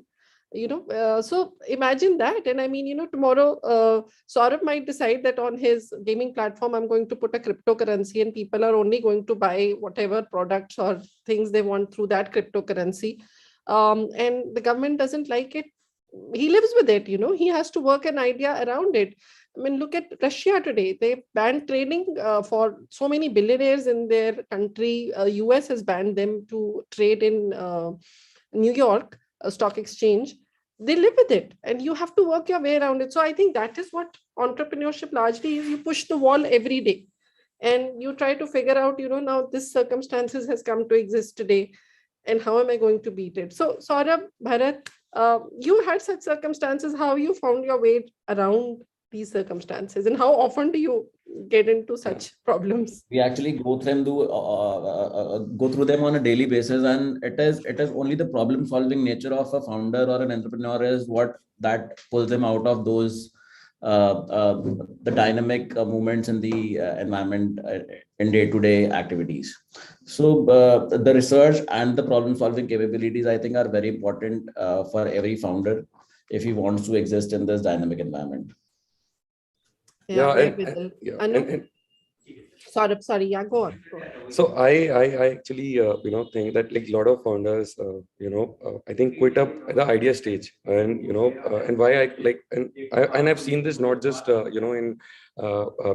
seen this with a lot of my colleague, my friends, college friends from IIT Bombay who are looking to start things, and why they end up at the idea stages, they try to solve the entire puzzle from day one, right? So the ideation process doesn't work like that, that, you come up with a problem, you try to solve it and try to, solve it on your whiteboard, right? So there will always be, 10 things that are unsolved, and you have to go with the conviction that you will solve it over the time, right? A quick example around this is, if you have seen movie Martian, or this where there is one more movie similar to that, where they travel into galaxies and things like that, and a lot of puzzles and equations are unsolved, right? And those astronauts take that plunge that, people will figure these things out, but we have to figure out way that how we can send humans to different multi-planets, right? So similar things happens in the startup world as well. In a startup, or when you are solving a big problem, you don't know the answers from day one, but you have to keep on working, thinking that these 10 things can happen, I'll figure something out, right? And that's why, the probability of a startup being successful is very less. But yeah, like those who actually make it, they make it big, right? So you have to live with that. And secondly, definitely the government always lags in terms of regulation. So every time there is a technology revolution that happens, and then government try to catches up with that, right? So like recently we have seen that even in the crypto space, people have, like, government has actually recognized that there is something called crypto. Eventually there would be laws around it. Even for a gaming space, government is bringing building models around regulation, around skill-based gaming and things like that. In our 8 to 11 states, like around 11 states in India, skill-based gaming is banned, but High Court is pushing and basically opening up the space in those banned states as well, right? So we have to live with that. We have to live with the fact that there might be a possibility that skill-based gaming might get banned in the entire country, but if you don't take that step forward, you might not be able to create successful models or businesses that are not there. So in my gaming space, one of the example is Dream 11. So Dream 11 got rejected by almost all the VCs, the government. There was no regulations, and a lot of VCs told that this will get banned in the country. This might not work, right? But the guy kept on pushing for 5 years. He was struggling building the model, pivoting, and then right now he's leading the space. Like, no one is near him in the real money gaming space, right? So yeah, so that's the journey. Yeah, learn to beat the system, or the system will beat you. Anu, you wanted to add to this? Yeah, I think I would say that governments have their own priorities. You just become big enough for you to for them to make you your priority, and you'll get a system around it. Because by the very nature, the fact that you're doing something disruptive would mean that there is no regulation around it, right? That's a fundamental concept, right?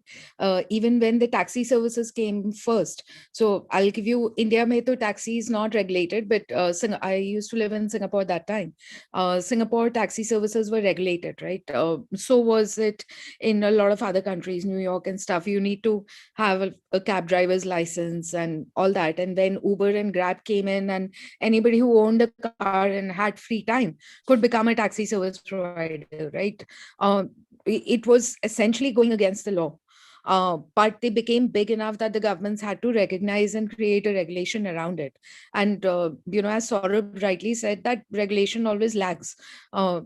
If there is no innovation, and if you are not doing something new, then government will not take note, right? So that's not to say you do something illegal, but at the same time, it's also not to say that you'll have, again, as Saurabh said, everything figured out in day zero.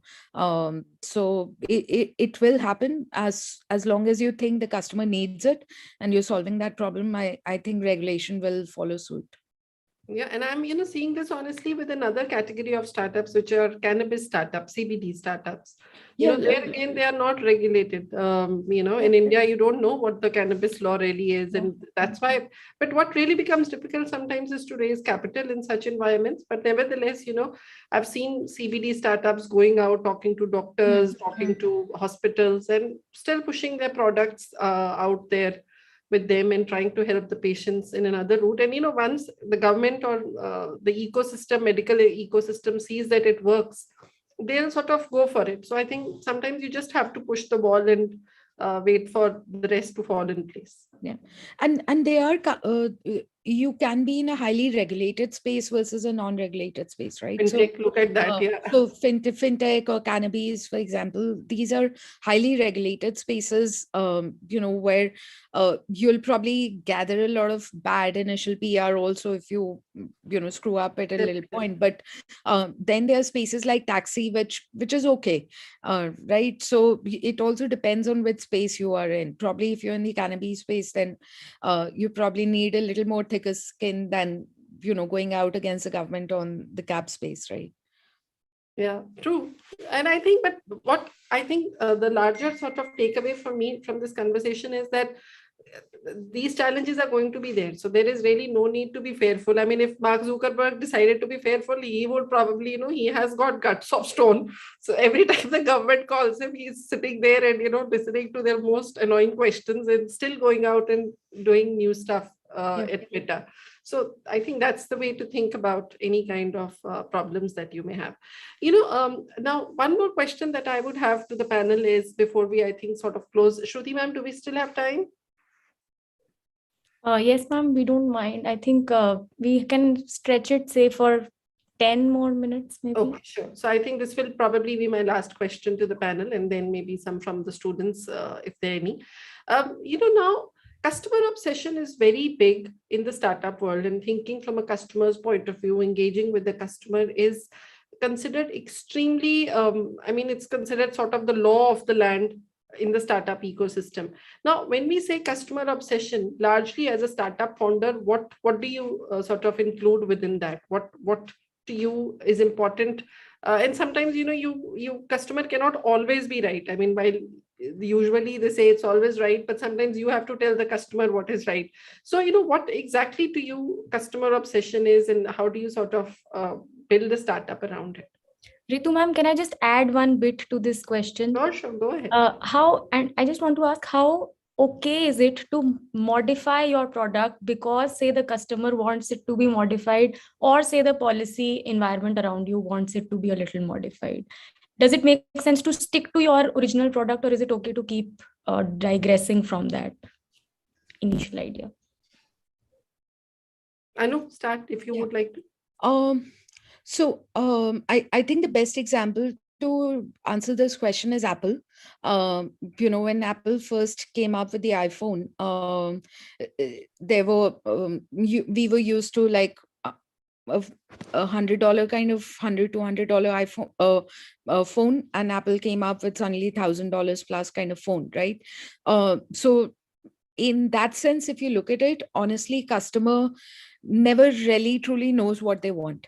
So you, even when you're speaking to the customer, you have to dig down 2 to 3 layers to really understand what is it that they're trying to achieve, right? And even that, like in terms of Apple, would any customer have told you that they'll pay $1,000 for a phone? And the answer is clearly no. Right. So it's really about you digging deep into reading between the lines and offering the customer something that they'll adapt. And then sales and marketing kind of becomes, an important piece, how you create an aura and environment and brand around it kind of becomes important. So I don't think the customer always knows what they want. So you need to kind of start digging, start offering a product and see how the adoption is, as opposed to actually interviewing more and more customers, because what they say versus what they need, there's always, a difference between that. To your second point on policy, again, we had a long discussion around it. I think policy, unless you're in a space where you'll actually have, some serious lawmakers knocking on your door on day zero, I think that should be the least of your worries on day zero, right? Just figure out a product market fit, get to some scale, and you'll figure out policy. You can hire a strong legal team. It would work out. That should be, the least of your worries. Bharat, you want to add to it? Yeah, so I think it is how you communicate with the customer, the content and the right way of communication is with the customer. So like if I talk about my products are, I think they are priced at 5 times what the existing products are in the market, but we still have 13,000 plus paying customers, and we are fulfilling more than 3,000 orders per month. So it is I think all about how what gap you are filling in and how you are communicating that gap to the customer. So I think you'll find the right customer for your product, and there are different cohorts of the customers, and you have to just focus on which customer you want to be with and for whom you are making the product. Sure. Yeah. Saurabh? Yeah, so I think more than asking customers, observing customers is a more interesting way to understand your customer, what they are actually doing. A lot of time people build product for certain, like for some reason, and users actually start using it for some other reason, right? So if you go on multiple platforms, let's say Clubhouse or whatever, you'll see that people are actually creating their own ways to use those tools or products, right? So observing those behavior patterns, that how they are actually using that, and then building over it is more important. So that's what. So being with the customers is very important. So giving a simple example, so like I am a part of like most of the WhatsApp groups of the community members of Tamasha players which are there. So let's say my latest message is from a group called Tamasha Boys, right? Which is a WhatsApp group where people keep on interacting and chatting that what's happening. They do audio calls and things like that, and accordingly I see that what they are doing throughout the day on these WhatsApp group, what are the features that can be prioritized or make their life simple, right? So being close to a customer is very important. You can't sit from your AC room and imagine product features and build upon it. You have to be a part of them, right? If you are early in the product and you are building the product for these customers, you have to understand how they think, what are their needs, and things like that. So that is very, very critical, right? Because what I've seen is like a lot of people, they whenever they work on an idea, they have their own perspective around it, right? So let's say whenever they so how they have grown up, let's say if I am building an idea, probably I might be biased with what kind of content I consume, how I stay, what kind of clothes I wear, or things like that, right? So unless you get into the skin of the customer, that how what are his expectations, what are his needs, you won't be able to build a product for them, right? So that's very important. So you have to closely stay with them. So that's why even on a regular basis I spend or time with these communities of Tamasha players. I even host as an influencer on Tamasha app, right? So to stay connected with the users and players, right? So yeah, so you should definitely do that. But yeah, as Anu said, that customers actually doesn't know what they want, but you have to basically do some quick experiments around that, what they're liking and what they're not, rather than keep on building on your own thesis, right? And spending a lot of technology or financial resources on that. Yeah, yes, I think you're right over there. I mean, I know I was just talking to Vinita Singh from Sugar Cosmetics the other day, and she said that, when she started, prior to starting Sugar, she had a subscription business called Fabbox, wherein, she used to customize these products for the customers, beauty products. And she said it was so difficult because there were so many different things people wanted, and sometimes because they didn't know what they wanted and it would work for them or not, the results never came out right, even if she customized for them. So sometimes you have to draw the line and say that, okay, my customer largely wants this, and I'm going to try to put a product line around this, but I'm not going to go like 100% into what customer wants, because sometimes they also don't know what they want. So I'll have to figure out the same for them. So I see another question from Aparna. What kind of facets of entrepreneurship are being used in the AI in the future? So in your sectors, how is AI shaping up? Saurabh? So for us, since it's a consumer products, a gaming platform, understanding the psychology of the people and recommending them, what they want is something which is very, very critical. So that's why, on a platform, let's say that there are different kind of games, but, different kind of people like different kind of games, and how user progresses in his journey over the time, tracking that and recommending those things is very, very important, right? So we are building those kind of tools, matching the right player with the right player. So let's say if you if there is a player, he forms a community, he gets into a community where all the pro players are there, right? He might feel underconfident and lose out from the platform, right? Because everyone is good with that game and he's not, right? So matching those kind of people with their aligned communities or relevant communities is very important, right? Give you a simple example around this is comparing TikTok with other Indian products that are in the short video space. So when TikTok got banned, a lot of similar companies came up, right, and they raised investment. I think what TikTok is good with the game is that they are really good with the their core strength is the AI or the content recommendation system which is there, right? Lot of the Indian counterparts that they that actually raised funds and started building product, they were actually trying to create artificial ecosystem, by hiring creators or paying creators and getting videos made by them by paying them, right? And those kind of things doesn't scale up the product, but how TikTok became huge is because of the kind of content recommendation that they build, that how they can build aligned communities and show the right content to the consumer at a very instant when they are scrolling through the app, right? So that is just one piece which I've talked about, and I think in every space, AI is playing a huge role, in basically building products that are customized to a user need rather than building it for a generalized product for masses, right? So yeah. Anybody else? Bharat, any use case of AI you see in the sector? Yeah, so in D2C, we see use case of AI in terms of marketing our product. So especially when we are running the product through Facebook and Instagram ads, Facebook AI marketing system, that is Pixel, it plays a major role in cost of conversion for us. So yes, AI is everywhere, and I think it is the future of from every aspect of the business.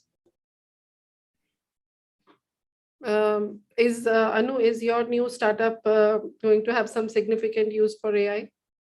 Yes, so I'm doing something in climate tech, and data is kind of the bedrock of it. And AI, I think in any industry today, there's so much digital adoption that AI, machine learning are going to be fundamentals to any, whether you talk of enterprise SaaS or you talk of any other industry. Healthcare is using a lot of AI, so of course we'll be using a lot of AI to also look at trends and establish standards. It's a pretty unexplored sort of industry. So we'll be using a lot of that to create metrics and systems for businesses to be able to measure their climate risk in the long term. Yeah, I think that sort of does it over here. And if we have any more questions, Shruti ma'am, we'll happy to take it. Otherwise, any final words that the panelists want to give about entrepreneurship, that would be great. And so any larger than life advice, Anu, you want to share with the students? I think just two things. One, it's a journey. So don't set out any targets. Don't think I'm going to achieve this. Just be prepared to go on that road trip. And it's going to be a really bumpy road trip. But the moment you stop having fun is the moment, you start going downhill. So just always remember why you started it. And second, just start. Vishal Harnal, who's the partner at 500 Startups in Singapore, when I was having an early conversation with him, he told me, the reason, do you know what's the biggest reason why most companies fail? And I kept giving him one after the others. And he's like, no, the biggest reason is because they never start. So I would again just say that just start. Worst outcome, at least at your age, would be you would have given it a few years of your life and not gotten much out of it, but the learning experience would be immeasurable. No college, no experience can compare to that. So just start. If you are really passionate about it, just start. Saurabh? I would say that I would like to share something on a more core or philosophical level about humans. Like I really feel that people should not get too much influenced by the systems that they see around us. It's created by humans like us, right? Whatever, like even countries, religion, institutes, whatever is being created there. It's a thought by someone. It's a painting by someone, right? And you can create your own painting, or you can create the world the way you want to see it, right? So truly speaking, I feel there is no meaning as such to life. There is whatever the meaning you want to create it, you can do it, and you can paint the picture that way, right? So whatever you want to do, don't restrict yourself with the foundations which the world creates for us. Just try to build it, and if you have a very strong conviction around it, people will start joining you in your story, or in your the kind of painting which you have to build in this world, right? So yeah, so that's my thought. Bharat? So I agree with both Saurabh and Anu, and I think you just have to start. You have to stay positive. You have to make some targets in the sense that where you want to reach in what timeline. Though that can be you can be flexible with them, but as a founder, as an entrepreneur, as a business owner, you just have to focus on on thinking out of the box and solving the problems and staying positive. Yeah, I think well said, all of you. And just in line to what you all said, I think perfection is the enemy of progress. So don't keep on waiting to make the most perfect product. There is nothing like that. So just start. And the only thing is that what change you want to bring, be very definite about it. Because once you've sort of cracked that part, the rest of the things you'll keep on evolving as you're working on your startup. And no startup is fixed. What you started is not going to be 10 years after, is not going to be your same journey. So it's going to anyway look so different. So don't be so scared of it. So I think that's it from us as a panel over here. Over to you, Shruti ma'am. Hope the students enjoyed the talk. Thank you so much. I think the students enjoyed, the faculty also enjoyed a lot. I truly agree with you that your idea of the product and the kind of human bonds that you build around that product are really going to go a long way. So thank you very much. I'll hand over the virtual mic to Muskan, who is the president of the EDC. So as Saurabh sir said that he was also engaged in EDC, I'm sure Muskan has many learnings to learn from here. Muskan, over to you. As gratitude is not the greatest virtue, but also the parent of all, I would like to have this opportunity of expressing our gratitude towards the speakers who spend their busiest time gracing the occasion. Today, we had the opportunity to hear your thoughts, which had enlightened our minds. Thank you for adorning the occasion and sharing your opinion today. I would also like to thank our principal sir and the entire fraternity of our college and the society for making today's event a grand success. By the blessings and grace of our principal sir, we are able to make the event what it was. I would also like to thank our convener, Miss Iti Dandona ma'am. Without her, it would not be possible to successfully conduct this event. At last, I would also like to thank to all the technical and non-teaching staff and the enthusiastic audience for their patient listening. Kindly fill the feedback form that has been shared in the chat box to get e-certificates of the event. Thank you so much. Thank you to all the panelists. Thank you very much. Thank you, Muskan, for setting this up. Thank you. Thanks, everyone. Yeah, thank you so much, Thank you, everyone. Thank you. Thank you very much.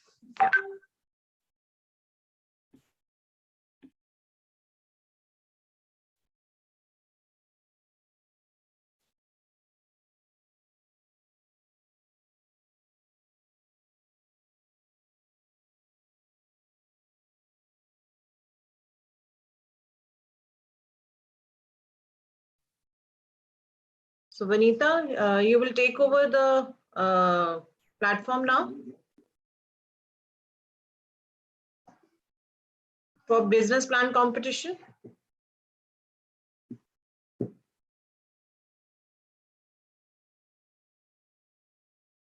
Okay.